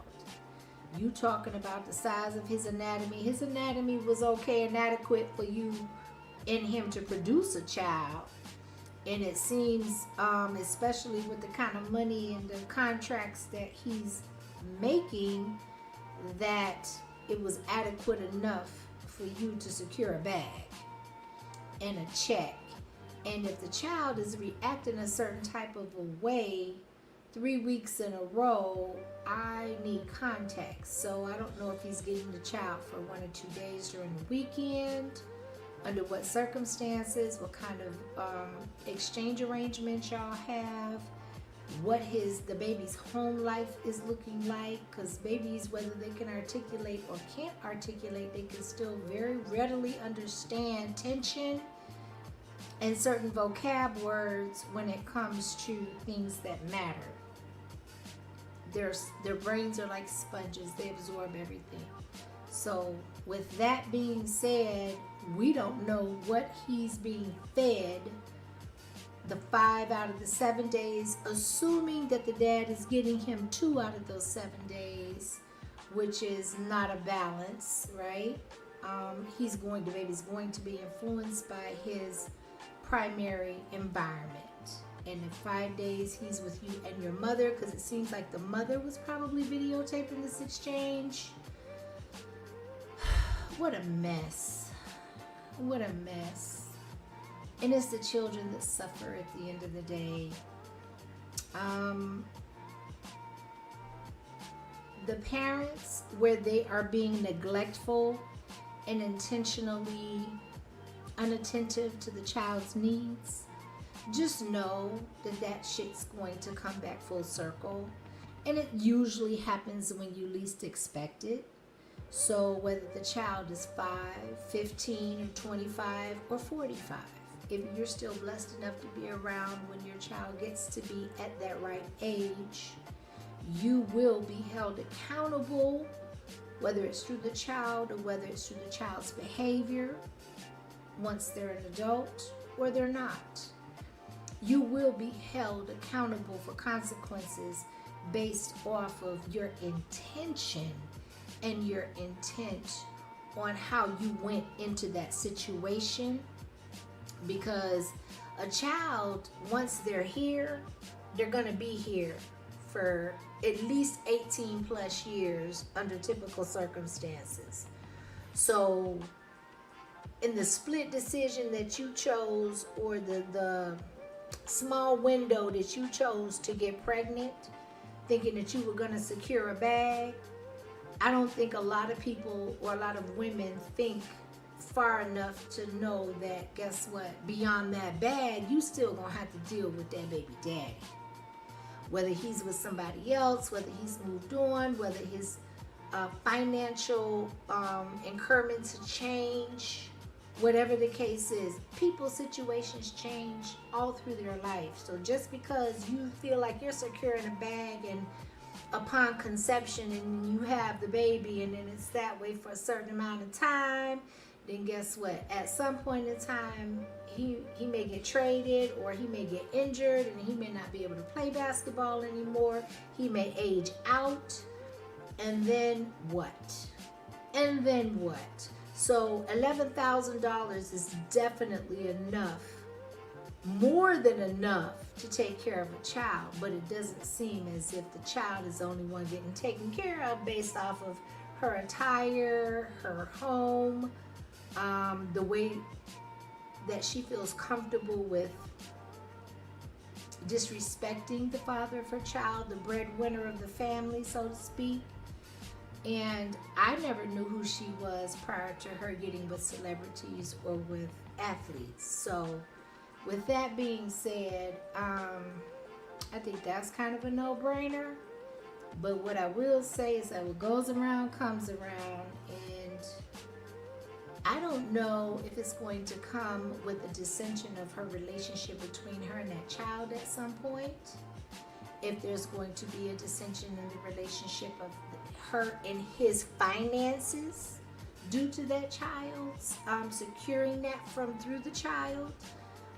He got a whole nother woman in the car, so that baby ain't even a year old and he been able to move on. So I don't know what people are thinking, how they're moving, what their intentions are, if they're thinking anything ahead, right, of the immediate moment.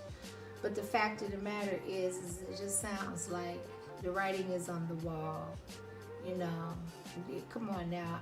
I didn't know who she was before she started dealing with men with money that are in the limelight, that are either athletes or celebrities, rappers, etc., etc. And I still don't know who she is outside of them. So with that being said, it's a shame because our children are collateral damage at the end of the day. At the end of the day, our children are collateral damage. And they're the generation that are designed and supposed to be able to carry on legacy and the teachings of the forefathers before them. What representation is being instilled in the children when you cussing out the new girlfriend, you telling the baby daddy that his, his male part ain't sufficient now, though it was sufficient enough to get you a whole baby and a whole bag. But then as men, y'all got to do better. Y'all got to do better at picking, because everybody at this point got BBLs, boob jobs. Whether you like them light skinned, dark skinned, you like them thick, you like them thin. At the same time, are y'all taking enough time to vet and learn these women before you start planting seeds that is going to attach you and tie you to them for the rest of your life? Child, I cannot. Listen, I done had enough for today. I appreciate y'all. Listen, because this is why I roll solo dolo and my circle super small. People say, oh, my circle's small like a circle. Guess what? Circle, my shit's a crescent moon at this point, because everybody ain't on the same page. Everybody don't have the same foundational principles, the same belief systems. And not that I expect that, but it's like at some point we have to be meeting eye to eye on something. This is just insane, but I think everybody could have made better decisions in this situation, including the new girl in the passenger seat. Why are you feeling all froggish and leapish to go after her? How long have you been with him? Because that baby looked like less than 6 months old. So anyway, with that being said, I can't look. I ain't got them kind of problems. Thank the Lord up above. I ain't got that kind of money, but I ain't got them kind of problems either. So with that being said, y'all, I appreciate y'all, and I'm truly out this time. Peace. I'm out.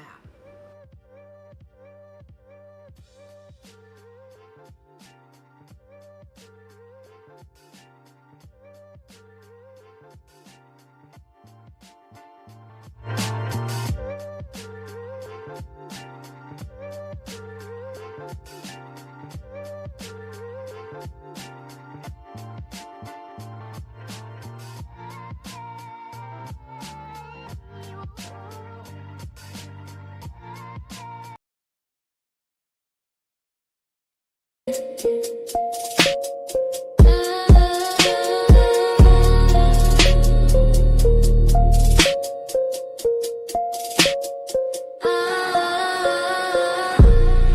in no box, I built my own lane.